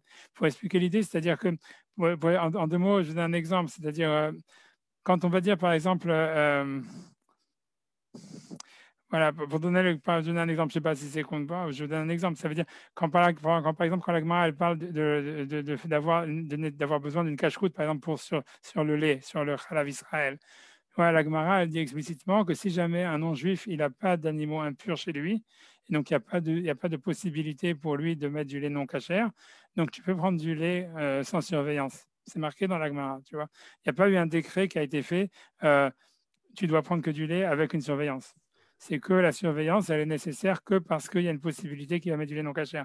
Tu vois, versus, par exemple, le vin, le vin, il y a un décret comme quoi il a été fait, tu vois, ou même, tu vois, on peut dire, je sais pas, le fromage, il y a un décret qui a été fait, en fait, qu'il faut qu'il y ait une surveillance dessus. Et même si tu sais que 100% qu'il n'y a rien de non cachère dans le vin, le décret, il est là. C'est un décret unilatéral et tu ne fais pas de philosophie derrière.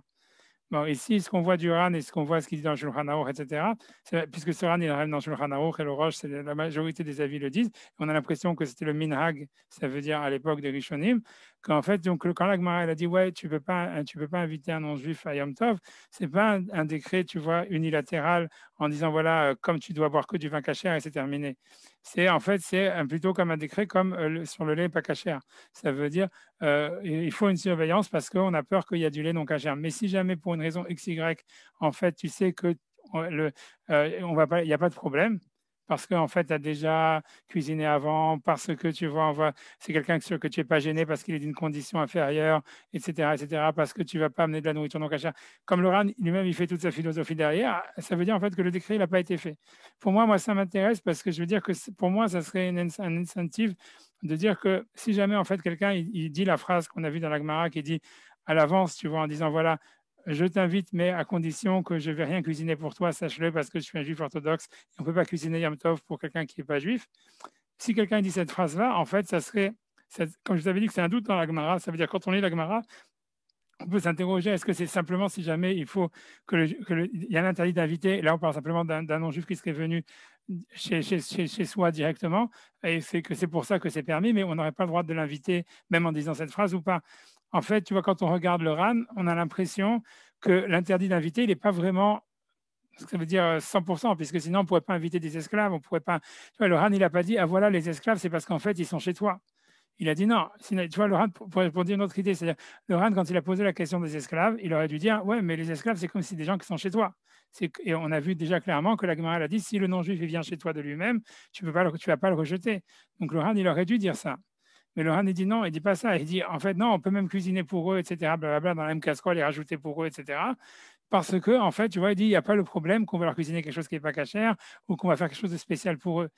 Donc, du fait que le RAN, il a dit ça, on a l'impression que ces esclaves-là, c'était pas qu'ils venaient naturellement chez soi, c'est qu'il fallait les inviter quelque part, et que malgré tout, il y avait ces permissivités. Tu vois, du fait que le RAN, il a pas utilisé en fait la deuxième partie de la Gemara qui aurait été une réponse évidente. C'est pas que le RAN, c'est le Roche, comme je dis. Ça, j'ai le RAN, mais c'est le Beth Yosef, quoi. Tout ça, ça veut dire c'est halakha, quoi, sûr. Tu vois, et donc le truc, c'est simplement, c'est un diouk ici qui est intéressant de voir que l'interdit, il n'est pas. Ça veut dire, voilà, c'est pas un interdit qui a été fait comme le vin cachère, par exemple, ou comme, je sais pas, comme le fromage, ou comme un truc comme ça, où en fait, il n'y a pas de question à poser, même si c'est sûr que c'est cachère, tu peux pas aller contre le décret. On a l'impression, en tous les cas, que c'est pas comme ça que ça a été fait. Et donc, en fait, s'il y a des incentives que c'est sûr que tu vas pas rajouter pour lui, que tu vas pas faire un truc, comme il dit Laurent, tu vas pas faire un truc spécial pour lui, ou bien que tu vas pas faire quelque chose de non cachère pour lui, a priori, tu pourrais permettre, sous certaines conditions. Encore une fois, je ne suis pas en train de donner un sac, mais je suis en train simplement de montrer qu'est-ce qu'on peut déduire du RAN, etc., et de tout ce qu'il dit, etc. Maintenant, tu vois, avant de continuer, tu vois, je sais pas, j'ai fait simplement un side track, ça veut dire un truc, tu vois, de côté, comme ça, pour m'amuser un petit peu. C'est comme si vous voulez, mais ça veut dire, en fait, c'est parce que je suis entré dans l'histoire de cuisiner quelque chose de non cachère pour un goy. Est-ce que c'est permis ou c'est pas interdit? Et en fait, parce que moi, j'avais toujours appris qu'on m'avait dit, ouais, c'est interdit pour un juif de travailler dans un restaurant non cachère parce que de peur qu'il va venir à manger, etc., etc. Et c'est un Shulchan Aruch, plus ou moins, quand on lit un Shulchan Aruch dans Yoreh Deah, je ne sais plus quel siman, 117, je crois, c'est plus ou moins comme ça explicite que c'est interdit et tout ça. Et après, donc, c'est pour ça, moi, quand j'ai vu ce RAN là, j'ai sauté, je me suis dit quoi, et je me suis dit, j'ai vu personne tu vois, qui disait quoi que ce soit. Après, j'ai regardé et j'ai vu en fait, c'est pas du tout évident qu'il y ait un interdit vraiment de cuisiner de la nourriture non cachère pour un goy. Et que c'est ce qui a marqué, c'est ce décret de dire que de peur qu'on ne va pas cuisiner de la nourriture non cachère pour un goy dans un restaurant, de peur à ce que tu vas venir en manger, ça veut dire c'est pas tout le monde qui pense comme ça. Et que même, je dis, alors, les Maser, Avodia Yosef lui-même, il permet. Mais simplement, tu vois, ça veut dire, comme ça, pour un petit peu un side track, parce que c'est un peu rigolo, je suis passé sur ça, simplement, pour moi, parce que ça reste aussi un point de réflexion, si vous voulez, ça veut dire, c'est pour vous donner des trucs, si vous voulez regarder des sougiotes qui sont intéressantes, où il y a des, comment dire, tu vois, des trucs. Tu vois, en fait, et parce que la souga, elle est bizarre, ça veut dire, la preuve, c'est dans la Gemara, il est marqué, Katar Avdimi, c'est une Gemara hyper connue, Katar Avdimi, Amar Maim Rishonim, et Chilou Basar Chazir. C'est quand la Gemara dans Choulin, elle parle sur Maïm Aharonim, elle dit en fait, voilà, donc que Maïm Rishonim, ça a fait manger de la viande de porc. Et bon, là-bas, la Gemara n'est pas très explicite, bon, mais c'est Rachi qui explique toute l'histoire, qui dit qu'en fait, il y avait un type qui avait une auberge et qui donnait de la viande non cachère, de la viande de porc a priori à ses clients parce qu'ils étaient non juifs. Et comme il a vu un client qui ne faisait pas Nesilat Yadayim, donc il s'est dit, ah, c'est un goy, c'est pas un juif, donc il lui a donné à manger de la viande non cachère.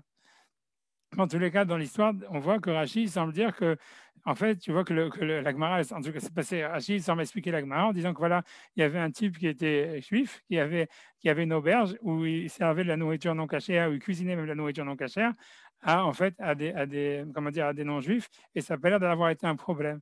Et sur ça, il y a un marcha, tu vois, ça veut dire, c'est simple, c'est rigolo, tu vois, parce que, en fait, si on regarde dans Rachid, moi, je fais ça vraiment, c'est vraiment un truc qui a plus rien à voir, mais je sais pas si j'ai bien fait de le faire, mais je m'en fous, allez. Tu vois, si je le fais, autant le faire. Tu vois, c'est simplement un truc comme ça, c'est quand dans Rachid, il y a marqué, et Chilou Bassar Chazir, donc il leur a fait manger de la viande de porc. Shayar Chenvani Israël, donc ça, c'est Rachid. Mocher Bassar Shechuta Israël, Umevachel, Umar Chilam, וכשהעובד כוכבים בא בחנותו, מאכילו נבלות, uva Yehudi echad leechol velo natal yadav vekasavur ze shevet kochavimu vechilu basar chazir. Donc, ça veut dire, Rashi dit, en fait, la traduction de Rashi, c'est, et donc, comme quelqu'un n'a pas fait Netilat Yadayim, donc ils lui ont donné à manger de la viande de porc, donc il a dit, Shaya Henvani, ça veut dire que c'était donc un Henvani, un vendeur, je sais pas, un épicier, ou whatever, Mocher Basar Shechuta, qui vendait de la viande cachère aux Juifs, ou Mevachel, et qui cuisinait, ou Machilam, et qui leur faisait manger aussi. Ou Kshaovet Kochavim Babechanuto, mais quand c'était un non-juif qui venait, donc il lui faisait à manger de la Bassar Nevelot, de la viande de Nevelas. Nevelas, c'est un animal dont la Shrita a été ratée, on va dire. Ou va Yehudi Erad, et il y a un juif qui est venu, l'Echol, pour manger, Velo Natal Yadav, et qui n'a pas fait une Tziat Yadayim, mais Kassavourze, Sheovet Kochavim Hu, et donc lui, la Christ, il veut Chilou Bassar Chazir, il a donné de la viande de porc. Et le Maharsha, il va demander sur ce Rashi, c'est comment ça se fait que le Rashi, au début, il commence en parlant que quand le gars, il venait, les non-juifs, ils venaient manger chez cette aubergiste, dans ce restaurant, on va dire de la viande de Nevela, c'est de la viande d'un animal dont la shrita, elle n'a pas été bonne. Et après ça, on nous dit qu'il lui a donné de la viande de porc. Pourquoi est-ce que Rashi est passé de la Nevela à la viande de porc? Et alors, tu vois, le Maharsha, il va faire tout un pile-poule qui est intéressant. Il va dire, en fait, l'idée, c'est comme ça, c'est que, en fait, tu n'as pas le droit de vendre, parce que comme le Shulchan Aruch, ou de cuisiner de la viande non cachère à un goy. Mais en fait, si jamais il y aura une permissibilité, si jamais tu vas perdre de l'argent et si jamais en fait ça t'arrive par manière, comment dire, accidentelle. Donc lui dit en fait que avoir de la shrita, de la viande de shrita qui est ratée, il y en avait plein. Donc en fait, si tu veux, à chaque fois qu'il y avait une shrita qui était ratée, on lui a envoyé la viande chez lui et lui l'a donnée au goy. Donc les goy, quand ils venaient, puisqu'il parlait en fait de dans quelle intention le goy il venait, quand le goy il venait au restaurant, lui ou acheter de la viande ou manger là-bas, en fait il pensait manger de la viande de nevela, ça veut dire de la viande qui était en fait que dans la shrita elle avait été ratée, puisque c'était ça en fait ce qu'il donnait aux non-juifs. Mais en fait des fois ça lui arrivait qu'il y avait même des fois du porc. Et donc, cette fois-ci, il y avait carrément du porc qui était venu. Mais pourquoi est-ce que les non-juifs ne venaient pas manger du porc? Parce qu'en fait, tu n'as pas le droit, toi, de cuisiner ou de vendre du porc, de vendre du porc que si ça t'arrive par accident. Donc, comme à chaque fois, on te permet que si ça t'est arrivé par accident.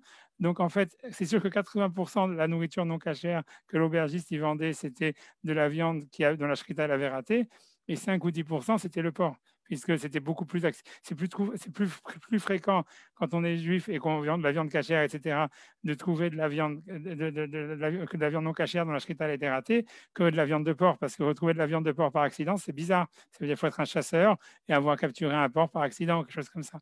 Et donc en fait, c'est pour ça que le marchand, il va expliquer que c'est à cause de ça qu'en fait, que le Rashi, il a changé au début en disant, quand il a dit, quand les non-juifs ils venaient dans le restaurant, ils venaient manger de la viande de Nevela, et quand en fait, mais que lui, par accident, il leur a donné de la viande de porc, parce qu'en fait, l'idée par derrière, c'est qu'à chaque fois, ce qu'il peut donner à manger, c'est que les choses qui sont accidentelles. C'est beaucoup plus accidentel de trouver de la viande trouver de la viande de Nevela que de la viande de porc. Comme ça, il dit le marchand, vous avez le marchand, moi je peux le faire si vous voulez en 2 mots. Bah, allez, je le fais, je m'en fiche. Avec le Bassar Khazir, de toute façon, vous dormez, vous arrêtez quand vous voulez, un bout de choix, arrêtez, stop. Donc, je le fais dans les mots. Vu que je crache, il dit, oui, le Bassar Khazir, que je suis au fait Kochavim avec Hanuto, par kilo Nevelot. Ça veut dire quand les gars, ils venaient, en fait, ils venaient manger de la viande de Nevela, donc de la viande d'Ashkita, elle a été ratée. Et Kassavor chez Zervet Koharim avec Hilo Khazir. Et lui, donc, et quand le gars, quand celui-là, quand il n'a pas fait Netilat Yadayim, il a pensé que c'était un non-juif, il a donné du porc. Adkan les journaux. Patar Benevelot, ça veut dire, il a commencé à parler de Nevelot, ça veut dire d'animal, donc on a raté la Shrita. Et Siam Bechazir, et il a terminé avec un porc.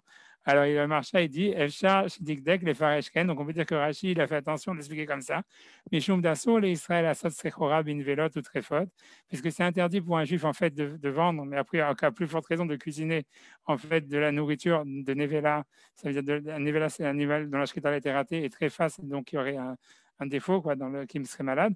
Ouvkol d'avartamé, tous les animaux non cachers, tous les choses impures. Imlo, Shenis, Damen, Lo, Bechovo. Sauf si ça s'est arrivé. Alors, comment ça peut arriver? Bechovo, c'est si jamais un non-juif te devait de l'argent et t'a payé avec des cochons. Obetsedo, ou bien quand tu faisais de la chasse et que tu as trouvé un truc non caché. Et donc, tous les non-juifs qui venaient manger dans son restaurant, ils ne venaient pas pour manger du porc, puisqu'en fait, ce n'était pas très fréquent que quelqu'un y chasse et qu'il trouve un porc dans sa chasse à la place d'avoir un animal cachère. Et bien, chez Vadaï, c'est sûr que c'était rare qu'il avait du porc. Et là, le Bassar Nevelot avait très faute. Par contre, il venait pour manger de la viande dont la shrita avait été ratée. שאפשר שהיה מצוי לא מבהמותיו שהכשרות נתן לישראל והנבלות וטרפות שלא לעובד כוכבים, puisque ça c'était fréquent qu'il avait des animaux et que ceux dont la shrita elle était bonne, il les donnait aux juifs, et celles dont la shrita elle était mauvaise, en fait, il les donnait aux non-juifs. Et là, chez Az, Nizdamen lo basar chazir, mais là, pour le coup, il avait de la viande de porc, et c'est ça ce que le type qui a pas fait Netilat Yadayim, il est tombé dessus, il a mangé. En tous les cas, ça, c'est ce que le Maharsha a dit. Mais ce qui est intéressant, c'est pour vous dire, voilà, par contre, dans le Bet Yosef, dans le Chida, le Birkei Yosef, il ramène le Bet Yosef qui est complètement contre ce Maharsha et qui dit que tu vois, qui dit que c'est pas possible de faire de cuisiner de la viande non cachère ou de faire du business avec de la viande non cachère, et que le type dans la Gemara, dans cette histoire-là, c'était un rachat. Tu vois, je veux dire, en deux mots, tu vois, le Bet Yosef, il dit, oh, bah, ça c'est le Birkei Yosef là-bas dans Siman, je sais plus où. Oh, ouais, Jésus, ça doit être ramené quelque part. Ouais, Birkei Yosef, Siman Kouf Aleph, ça c'est dans Orachaim. Donc, Mahan Bet Yosef, Yoredea Siman Kouf Yudzaïn, surtout cette souga est là-bas dans Yoredea Kouf Yudzaïn. Et à Mordechai, Beshem Ravia, des moutons, la Satsura Bedavar Tameh, Vaaya Mida Moudan, Maïm Rishonim, Echilou Basar Chazir. Donc, c'est carrément même dans le Mordechai. Vekatav Mahan, des Noraya, des Kalema, Israël Rachaya. Donc, le Bet Yosef lui dit c'est un rachat, c'est lui qui faisait ça, qui vendait, qui avait un restaurant non cachère et qui cuisinait de la viande non cachère. Vod Deita Bemidrash, des Bimé Rachaya. Ça veut dire, on peut dire, on a l'impression aussi dans le Midrash que ça parlait à l'époque où les Romains ils avaient fait des décrets et donc tous les Juifs ils devaient faire semblant de manger pas cachère. Et donc c'est pour ça qu'il avait un restaurant non cachère. Et donc c'est pour ça que les Juifs ils devaient manger en cachette cachère. Et c'est pour ça en fait qu'il y avait tout ce micmac où en fait ils donnaient non cachère aux non-juifs et cachère aux juifs, etc. Parce que c'était à l'époque où il y avait des décrets antisémites où on ne pouvait pas manger cachère d'une manière, avoir un restaurant cachère d'une manière dévoilée. Et donc c'est pour ça qu'ils faisaient ça. Mais en tous les cas, le Bet Yosef, le Bet Yosef, il est contre cette idée-là de dire qu'on pourrait vendre ou faire de la cuisine avec de la nourriture non cachère, même d'une manière accidentelle. Donc ça c'est le Bet Yosef, c'est le Chida qui dit ça. On me dit vrai Maran à la loue, aurait à la date, des surales et des loques marcha, qu'il n'est pas d'accord avec le marcha. De l'homme Matsa Makom Litrot Krayat Ravia, puisqu'il n'a pas pu repousser la preuve du Ravia et qui voulait apporter une preuve qu'on pouvait cuisiner de la viande en cachère. Et là, l'Israël Racha Aya, Obime Hashmad, se trouve que c'était un Israël Racha ou bien qu'il y avait des décrets antisémites. Vemita le divra marcha, valait les mémar, den raya, denis damen lo, asrazi, au karigab namutar. Et si c'était comme le marcha, il avait qu'à simplement dire, comme le marcha, que en fait c'était un truc accidentel et ça c'est permis. Et la mouhar de afimnis damen assour, les stacher, ou vachel, mevouchal, l'herviar, et que donc on n'a pas le droit, donc en fait, même accidentellement, on n'a pas le droit de faire du business ou de cuisiner, même pour faire de l'argent. C'est pas, alors, même pour faire de l'argent, c'est moi qui le rajoute, c'est une autre histoire. Comme on a dit, grosso modo, ça veut dire, donc, en fait, ça c'est le Birkei Yosef, et ça veut dire que le Birkei Yosef, lui, ça veut dire, et dans plein d'autres chouvot, on voit qu'en fait, lui dit qu'en fait, c'est sûr qu'on n'a pas le droit de cuisiner de la viande non cachère pour un non-juif, etc. Super bizarre, tu vois qu'en fait, le Bet Yosef, il semble penser ça, comme il a bien été médaillé avec lui-même, le Birkei Yosef, ça veut dire là-bas, et que chez nous, dans les Chot Yom Tov, le Bet Yosef, il a ramené le ran et il n'a rien dit, tu vois. Ça lui est passé comme, tu vois, aucun problème. Et c'est bizarre, tu vois. J'ai vu, en fait, il y a des réponses sur ça, simplement, ça c'est vraiment un truc, un sidetrack, mais c'est que, en fait, dans Havaya Yosef, vous avez dans le Siman là-bas, dans Yoredea, dans le Siman 117, en fait, il y a le Kafar Haïm. Le Kafar Haïm, il est mort au milieu où il écrivait son explication sur le Siman 117, et Rav Yosef, il a fini. Il a écrit plein de trucs là-bas. Et ils sont dans le Kafar Haïm. Et là-bas, il ne ramène pas tout ça. Mais lui, en fait, lui, ce qu'il veut dire, bien que c'est, encore une fois, c'est son allée, vous avez qu'à regarder là-bas, c'est qu'il veut dire en fait que pour répondre tout, il voudrait dire en fait, ouais, pour faire du business, ça serait interdit, mais si tu ne fais pas pour le business, ça serait permis. Un truc comme ça. Mais bon, lui-même, il n'est pas à 100% là-dedans. Hein, mais bon, c'est simplement pour, voilà, si vous voulez réfléchir sur un truc et faire une souga, etc. Là aussi, il y a un point de réflexion à savoir est-ce qu'on peut travailler dans un restaurant non cachère, etc. Est-ce qu'on peut cuisiner et tout pour un non-juif.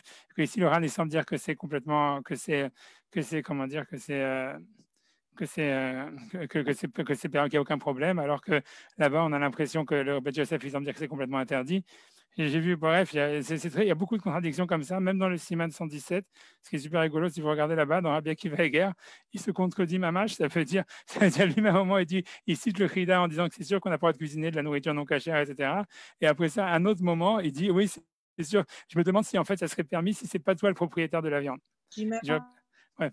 J'arrête ici de digression et je reviens maintenant sur le sujet principal. Mais en tous les cas, ce qui est intéressant, ça veut dire pour moi, à mon avis, c'est que, bon, voilà, à mon avis, ça voudrait dire en fait que je pense que l'interdit, le vrai décret, en fait, ça serait simplement de peur qu'on va faire une cuisine, on va cuisiner spécialement pour lui, plutôt que de cuisiner non cachère, parce que cette idée-là, elle me paraît un peu déjà.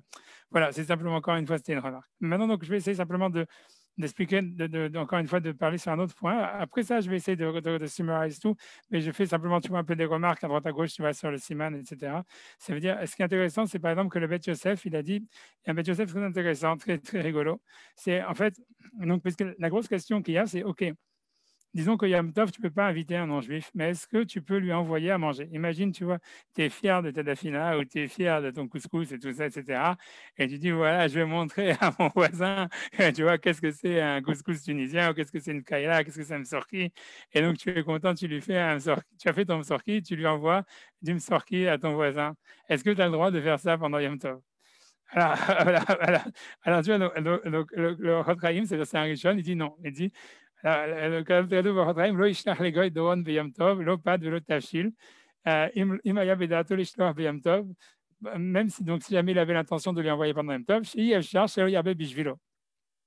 Parce que ça, c'est super bizarre ce que dit le Rahim, parce que c'est sûr que tu vas rajouter pour lui. Ça veut dire grosso modo, et ça on va voir comment le Beth Yosef il discute sur ça, c'est qu'en fait tu vois comment dire le Chod Chaim, donc c'est un auteur du Moyen Âge, lui il pense en fait que pourquoi est-ce qu'un juif en fait il va, c'est dans la même idée tout à l'heure de pourquoi est-ce que tu vas rajouter pour le goy, c'est parce qu'en fait tu vas vouloir ça veut dire tu vas vouloir te la péter quoi.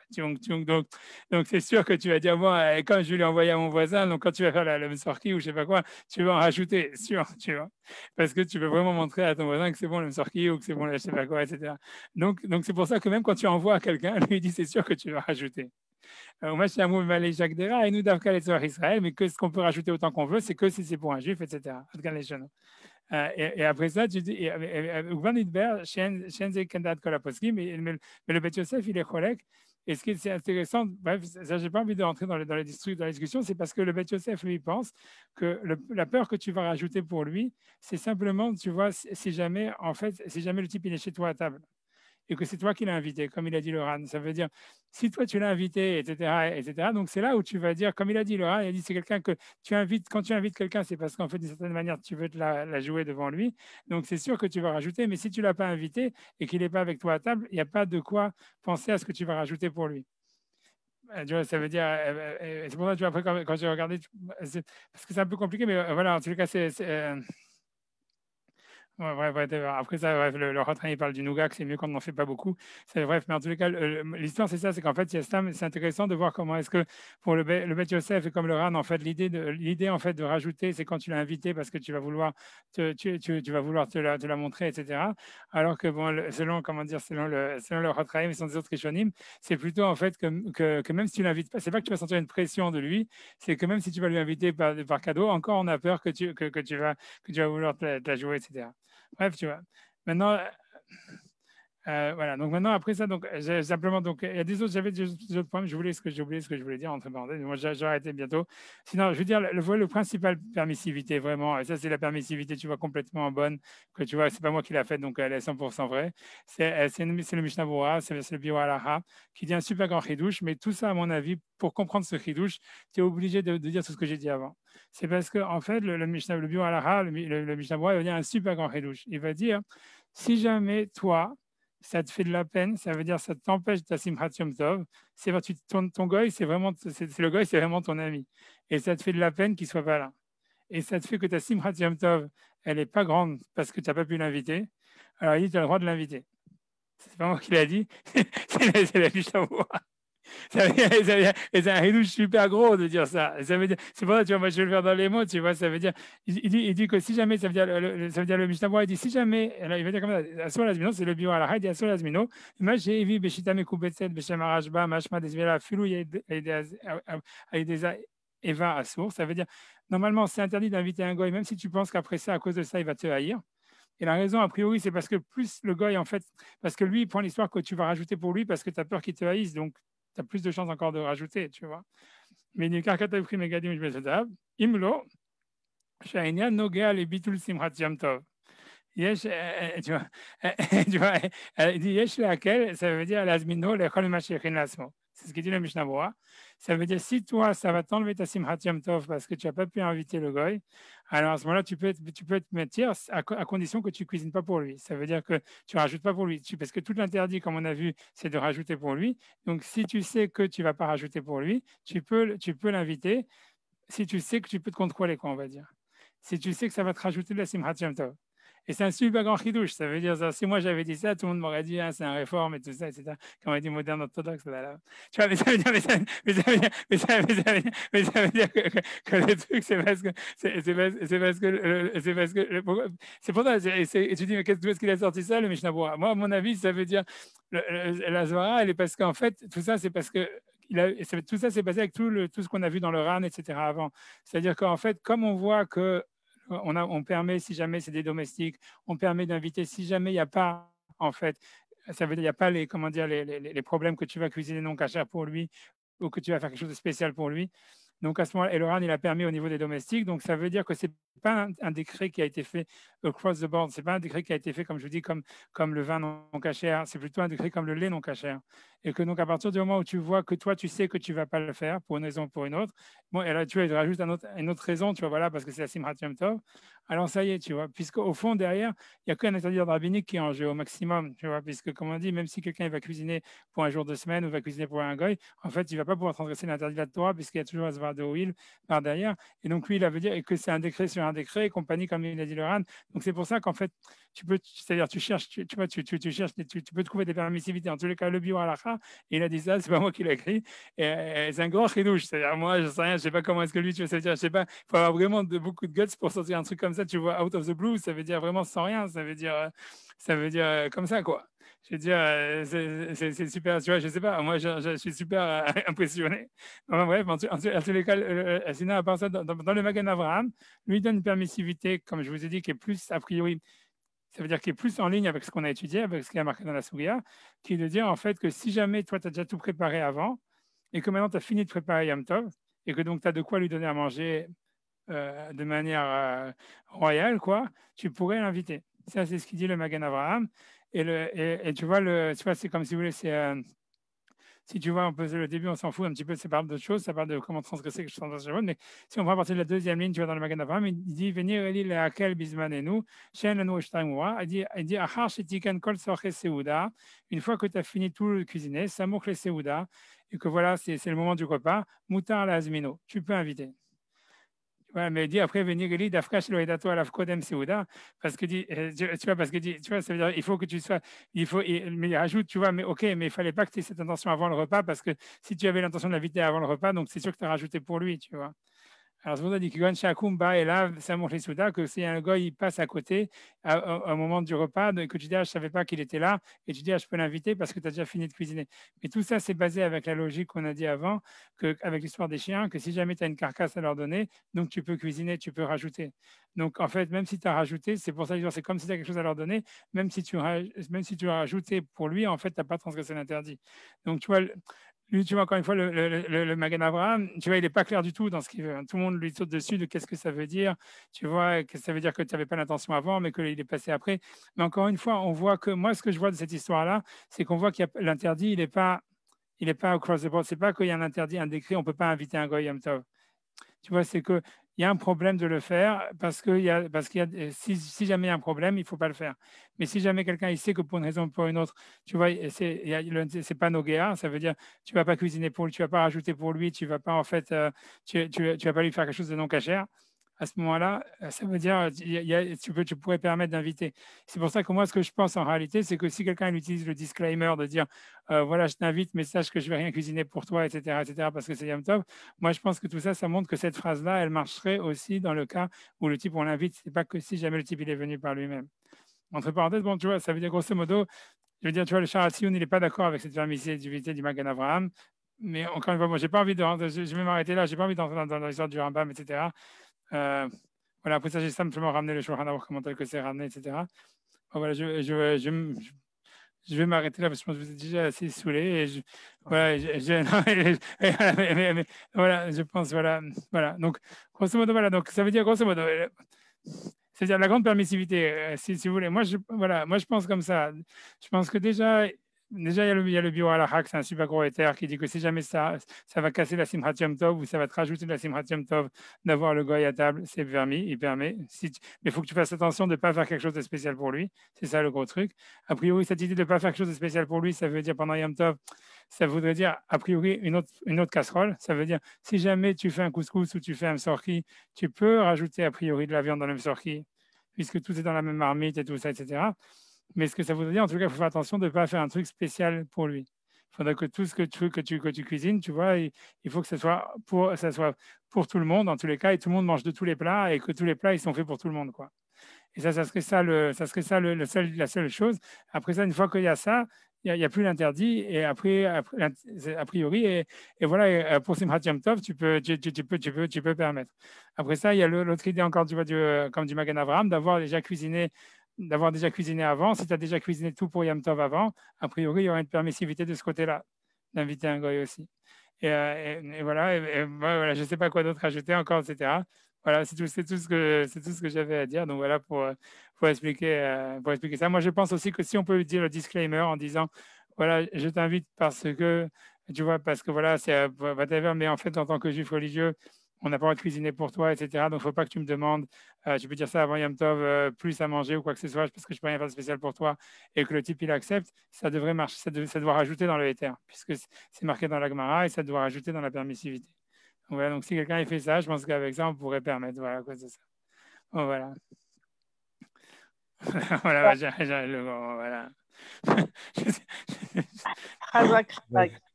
Ouais, c'est vrai. Ouais, quand il n'y a pas de questions, maintenant je peux. Très beau déroulé, très beau malheur. Ouais, d'accord, ok, bon, très bien. Ouais, c'est vrai, c'est vrai. S'il n'y a pas de questions, ouais, je. Sur cette halakha. Il y a un chat. Ok, il y a pas. Non, c'est bon. Bonsoir. Ouais, bonsoir. Bon, j'ai plus de connexion, donc je vais attendre que ça revienne. On t'entend. On Non, t'entend. moi j'entends, Ah, c'est bon, j'entends. super. Moi, c'était juste, bon, déjà, merci beaucoup pour le chiot. Effectivement, ça m'avait étonné au début. Je me disais, c'est bizarre ce Maharsha, parce que mes souvenirs de cette Gemara, c'était que c'était une époque de répression et que donc il y avait le juif qui avait cuisiné des viandes qui n'étaient pas cachères. Il l'avait fait justement pour ne pas se faire prendre. Mais bon, en tout cas, ça m'a rappelé Ouais, que c'est le Bat Yosef qui dit ça. Ouais, t'as vu, c'est le Bat Yosef qui dit. Manito Zichrono Livracha, il avait l'habitude d'inviter pendant Pessah. Et il invitait pendant Pessah carrément des représentants du clergé et les invitait au Seder. Hein? Donc, enfin bon, voilà, c'était juste pour rapporter ça, parce que ça ajoute encore plus des problèmes. Ouais, non, mais c'est clair que je sais pas si ça lui a acheté de la Simchat Yom Tov, peut-être que ça lui a acheté de la Simchat Yom Tov, j'en sais rien. Je sais pas, voilà. Non, Alors, c'est non, intéressant bien. parce que il les mettait, quand arrivait justement certains moments, qui douche, etc., c'est pas qu'il les mettait de côté, mais il faisait une espèce de séparation, justement, enfin, tout était fait pour que les parties dans lesquelles ils puissent être inclus sans qu'il y ait une kedusha particulière, sans qu'il y ait de problème, il le faisait, et quand il y avait quelque chose, il faisait exprès la séparation. Mais enfin, voilà, ça m'a fait Ah penser non, à ça. j'imagine c'est pour le Zimoun et des choses pareilles. Mm. J'imagine pour ça, ouais. Non, mais non, ça, non, on voit que tu vois, ce que je vois bien qu'en fait, tu vois, dans les Rishonim, ils avaient l'air d'avoir un minhag de super Mekel, tu vois, à partir du moment où ils savaient qu'ils avaient. Ouais, c'est difficile. Tu vois, à mon avis, voilà, ce que j'ai marqué dans la Gemara, il est marqué dans la Gemara, quoi. Tu vois, voilà. Voilà. Non, voilà, ok, j'entends, c'est super pour moi ça, parce que ça au moins ça montre que voilà que ce Twitter il a été utilisé quoi un peu, donc c'est pas un ridouche comme ça, tu vois que voilà, c'est assez rare comme on dit. Non mais Khadak, voilà, mais bon Je me posais une autre question aussi, c'est ouais. que dans la première Gemara qu'on avait dit au début avec le pain qui appartenait aux deux, il n'y a pas un problème de patakoum là-dedans? Enfin, c'était pas ça la lecture de... Ah, parce que patakoum, ça veut dire tant que patakoum, c'est tant que toi si c'est toi qui cuisines, il n'y a pas de patakoum, tu vois. La halakha dans patakoum, elle est tant que c'est toi qui vas le rendre apte à manger. Tant que tu Mhm. participes à la cuisine de la, c'est pas ce qui est le propriétaire. Le patakoum, ça dépend pas du propriétaire de la pâte. Ça dépend de qui c'est en fait. Est-ce que toi tu aides à la cuisson? Donc si c'est un juif qui met au four, il n'y a pas de problème du tout hein, de patakoum. Tu vois. Ouais, ok.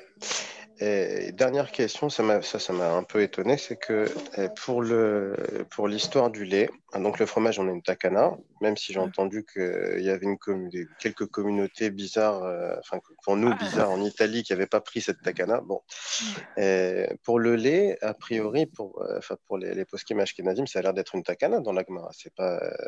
Allez, j'ai pas envie d'entrer là-dedans. Je sais pas pourquoi j'ai pris cet exemple. Tu vois, c'est Rav Moshe qui l'a écrit cette chouva. J'en ai marre d'en parler. C'est bon, ça m'énerve. J'en ai marre d'en parler. Voilà, à côté Rav Moshe dans la chouva, il écrit que lui, il pense qu'il y a pas de, que c'est pas une takana parce qu'il a une preuve il a une preuve de la Gemara, que la Gemara, elle dit que si jamais il avait pas, c'est la Gemara, elle dit si jamais il n'a pas de behemat mea beedro, il a pas, c'est la Gemara, elle dit s'il n'a pas d'animal impur dans son troupeau, il n'y a pas besoin de surveillance. C'est marqué dans la Gemara. Donc lui, il prouve de la question de cette Gemara-là que c'était pas un décret.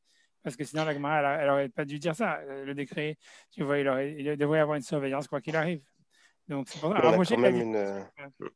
Bon, mais c'est son avis, mais malgré tout, Ouais, il y a quand même, enfin, il y a de la littérature ok, beaucoup. ok, ok, ok, ok, non, ça c'est Bon. clair. La littérature, il y en a, ça oui. C'est pour ça peut-être que l'exemple était mal choisi, mais j'ai cherché un autre exemple, j'ai pas trouvé, voilà. Mais ça, alors je sais pas, on va trouver un. Ça, c'est-à-dire qu'en fait, grosso modo, c'est qu'il y a deux types de décrets. Bon, voilà, j'enlève l'exemple, peut-être c'est un selon Ramoché, c'est un exemple selon Ramoché, mais disons, en fait, il y a des décrets où en fait le décret il a été mis, même si la raison du décret n'existe pas, alors qu'il y a des décrets qui sont dépendants de la raison, tu vois. Et en fait, ce qui est très étrange, tu vois, dans la Gemara, c'est que moi, ce qui me choque dans la Gemara, tu vois, tu m'as dit que Manitou faisait ça, etc. Et on voit dans le Ran, dans le Roche, etc. Tu vois que pour eux, dans les Rishonim, on a l'impression que leur minag, il était de le faire. Et le truc, c'est que tu vois, dans la Gemara, tu n'as pas l'impression que quand tu dis, voilà, il ne faut pas inviter, et on dit, Adbéré, ça veut dire ils ont fait une dracha en public, on n'invite pas un goy pendant Yom Tov. Tu vois, et elle ne dit pas, c'est vrai, la Gemara dit Shema Yarbe Bijvilo, elle donne la raison. Mais en général, tu vois, c'est un chidouche. Mais bon, comme les Rishonim, tu vois, ça veut dire, encore une fois, toutes ces choses-là, c'est pas, tu vois, c'est pas nous qu'on peut les inventer. Ça veut dire, si tu vois, dans le Beth Yosef, c'est ramené comme ça, dans le Ram, dans le Roche et tout ça, et les Rishonim, ils avaient une tradition comme ça, qu'en fait, que c'est un décret qui est simplement dépendant de la raison. Donc voilà, donc c'est comme ça que c'est fait. Mais dans la Gemara, ça paraît pas. Moi, c'est ça ce qui est intéressant pour moi, c'est que dans la Gemara, ça paraît pas. Voilà. Mais après ça, je veux dire, tu vois, ça veut dire, il y a des décrets comme ça, des décrets comme ça. Et tu vois, c'est un peu, c'est très difficile de savoir qu'est-ce qui est un décret qui est dépendant de la raison, qu'est-ce qui est un décret qui n'est pas dépendant de la raison. Hmm. Ouais. En général, tu fais la différence quand tu vois quand l'Agma demande Maï Nafkamina. Tu vois, quand par exemple, tu vois l'Agma, elle dit voilà, il y a un décret comme ça, et elle donne différentes raisons. Et après, elle te dit c'est quoi la raison entre est-ce qu'il y a une différence entre les raisons qui sont données? Et elle donne des raisons, elle donne des cas. Si l'Agma te donne des cas, ça veut dire en fait que c'est le décret dépendant de la raison. Quand il y a ça, quand il y a ce genre de structure, en fait, c'est ça ce que l'Agma veut dire par là, qu'en fait, le décret dépend de la raison. Mais, voilà, ici, quand tu lis l'Agma, tu n'as pas l'impression, tu vois, parce qu'elle a l'air d'avoir donné le truc comme un truc, vraiment, tu vois, voilà, tu vois, comme ça, qui, sans avoir fait dépendre de la raison du tout. Et pourtant, on regarde après, quand on regarde tu vois, dans les post-kim, si tu veux, on voit qu'ils n'ont pas pris ça comme un décret across the board, tu vois, quelle que soit la raison, parce qu'ils avaient une traduction comme ça, on a l'impression. C'est vrai, le RAN, quand il parle, il se base sur la tradition. Il dit comment est-ce que nous, on a nos esclaves, on invite nos esclaves chez nous. Donc, tu vois, pour lui, il ne pose pas la question en disant ah voilà, il y a une source qui dit que c'est permis, etc. C'est qu'il voit, c'était ça le minag. Le roche aussi, etc. Donc, c'était comme s'il avait une tradition, que ce n'était pas l'interdit qui était across the board. Ok. Mais bon, mais entre parenthèses, dans Shulchan Aruch, tu vois, quand tu regardes Shulchan Aruch, lui-même, il n'a pas ramené tous ces trucs-là. Tu vois, c'est un peu, tu vois, le Mishnah Berurah, il ramène, le Magen Avraham, il ramène, tout ça, mais ça veut dire dans le langage du Shulchan Aruch, tu vois, il n'a pas commencé. Enfin, c'est un peu bizarre. Enfin, je pas, voilà. Bref, tu vois, voilà, enfin, ouais, j'arrête là, je n'ai pas rentré dans un Shulchan Aruch. Voilà, mais enfin, Chazak, en tous les cas, pour te remarquer, Chazak pour le massé de Manitou. Merci. En tout cas, merci pour tout. Je veux pas monopoliser, hein, avec plaisir que d'autres interviennent, si elles le temps. Alors, est-ce qu'il y a d'autres questions?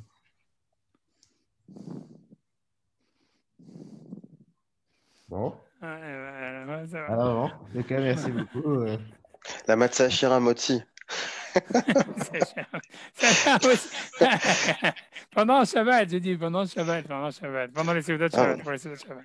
Ah, mais moi, je suis pas au courant de ça. Donc, c'est quoi cette histoire? Parce que pour les Ashkenazim, c'est une chose, mais pour les Séfaradim, comment ça peut être moti? Ça m'intéresse, cette histoire, pendant Shabbat, là.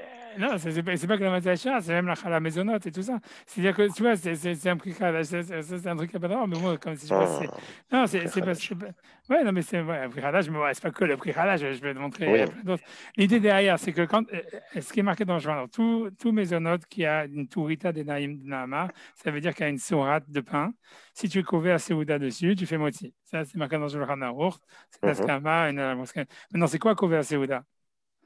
Tu comprends? C'est ça l'histoire. Alors, il y en a qui, il y a plein d'avis là-dedans. Il y en a qui vont dire c'est Arba Betsim, il y en a qui disent que c'est un Homer, il y en a qui disent il y en a qui disent que 2 slices de pizza c'est déjà couvert Seouda. En fait, tu vois, grosso modo, c'est pas clair au fond. Maintenant, ce que dit le prix Halash, et pas que le prix Halash, c'est le prix Halash parce que moi je me rappelle que je l'ai fait bifnim dedans, mais il y a plein d'autres poskim, plein d'autres rishonim, mais c'est pour. Ils disent, tu vois, que le Seouda de Shabbat, c'est couvert Seouda. Ça veut dire, si tu prends une challah qui est maisonnote, tu vois, avec des raisins dedans ou n'importe quoi, ou une matzah ashira ou ce que tu veux, et que tu vas faire ça, tu vois, ta Seouda de Shabbat de vendredi. Je ne parle même pas de Rêve Shabbat, tu vois, de Rêve Pessah, mais tu vas faire sur ça ta Seouda vendredi soir, Shabbat midi ou Seder Shlishit.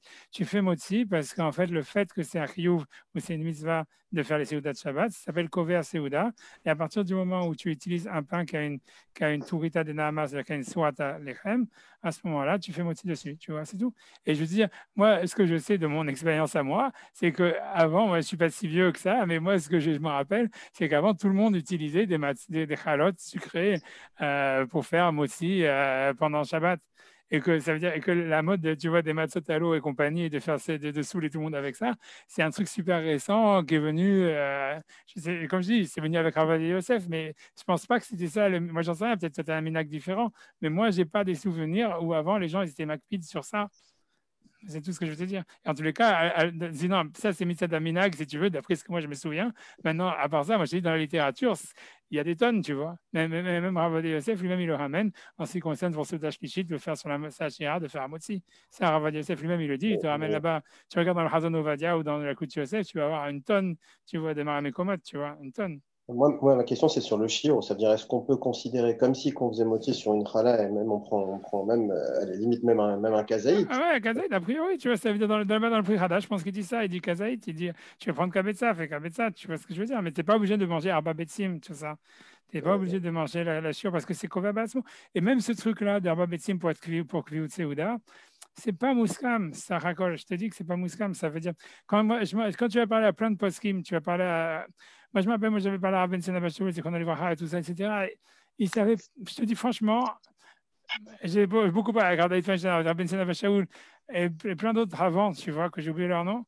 Je te dis, ils étaient eux-mêmes, à chaque fois, ils n'étaient pas clairs. Honnêtement, ils n'étaient pas clairs. Tu vois, ils disaient, parce que tu vois, en fait, ça veut dire, ça veut dire, c'est pas clair ce que ça veut dire qu'on va se dire. Le truc de Rabba Betsim, c'est pas évident que c'est un chiour qui a été donné, tu vois, comme ça, tu vois, encore, tu vois, je sais pas comment te dire, à Moshe Sinai, quoi. C'est pas un chiour de la Moshe Sinai.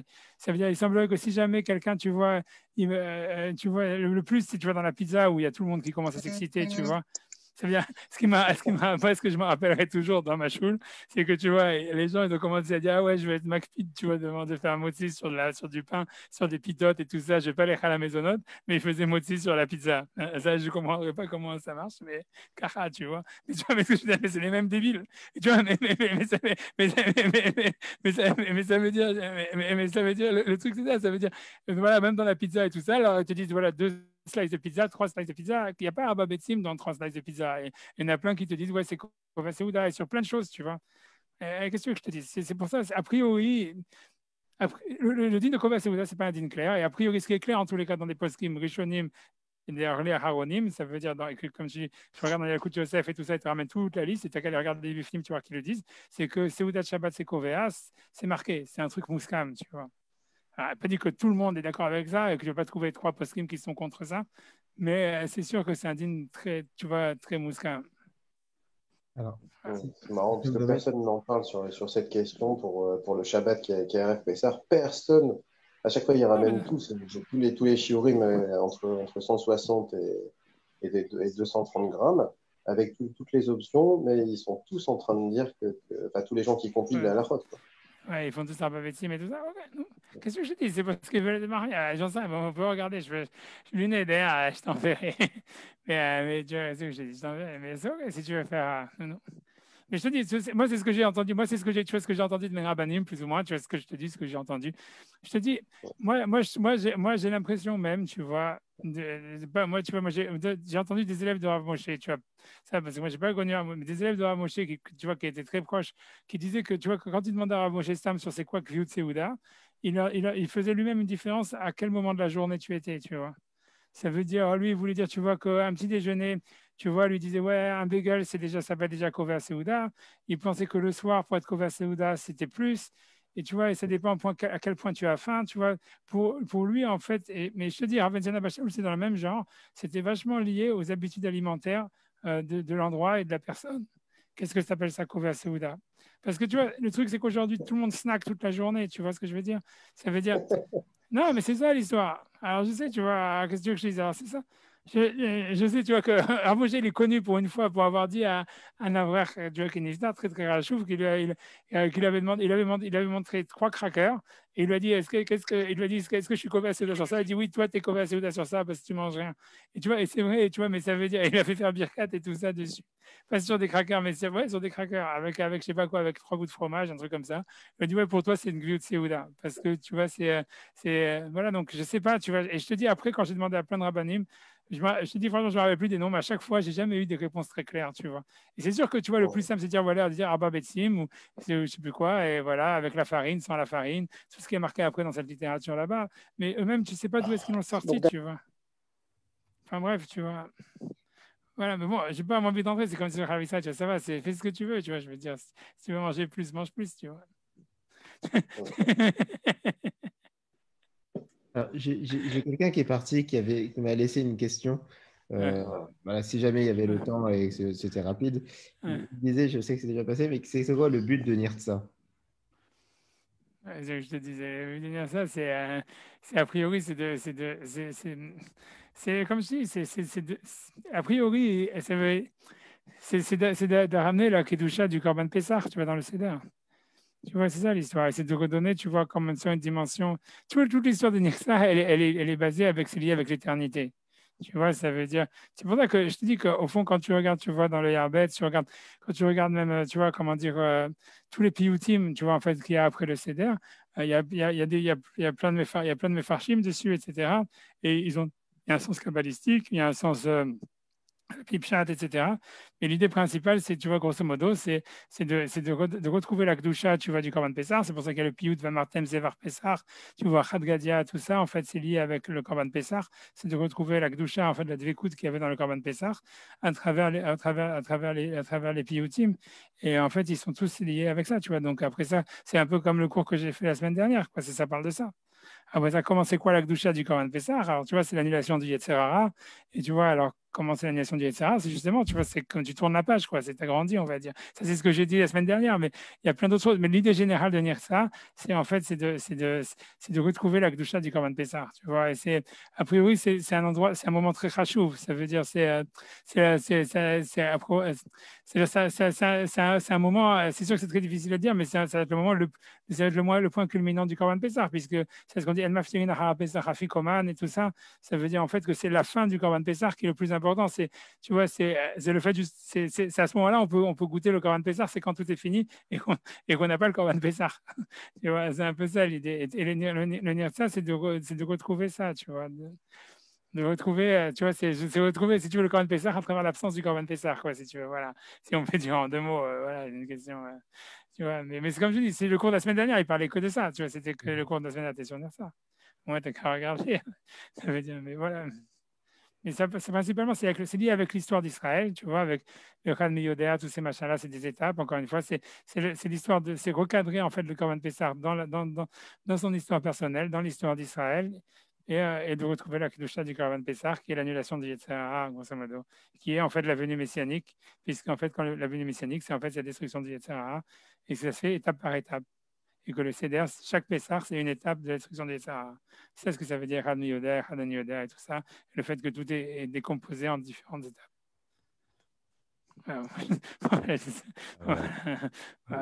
L'heure est d'ailleurs revenu. Un grand Mitra.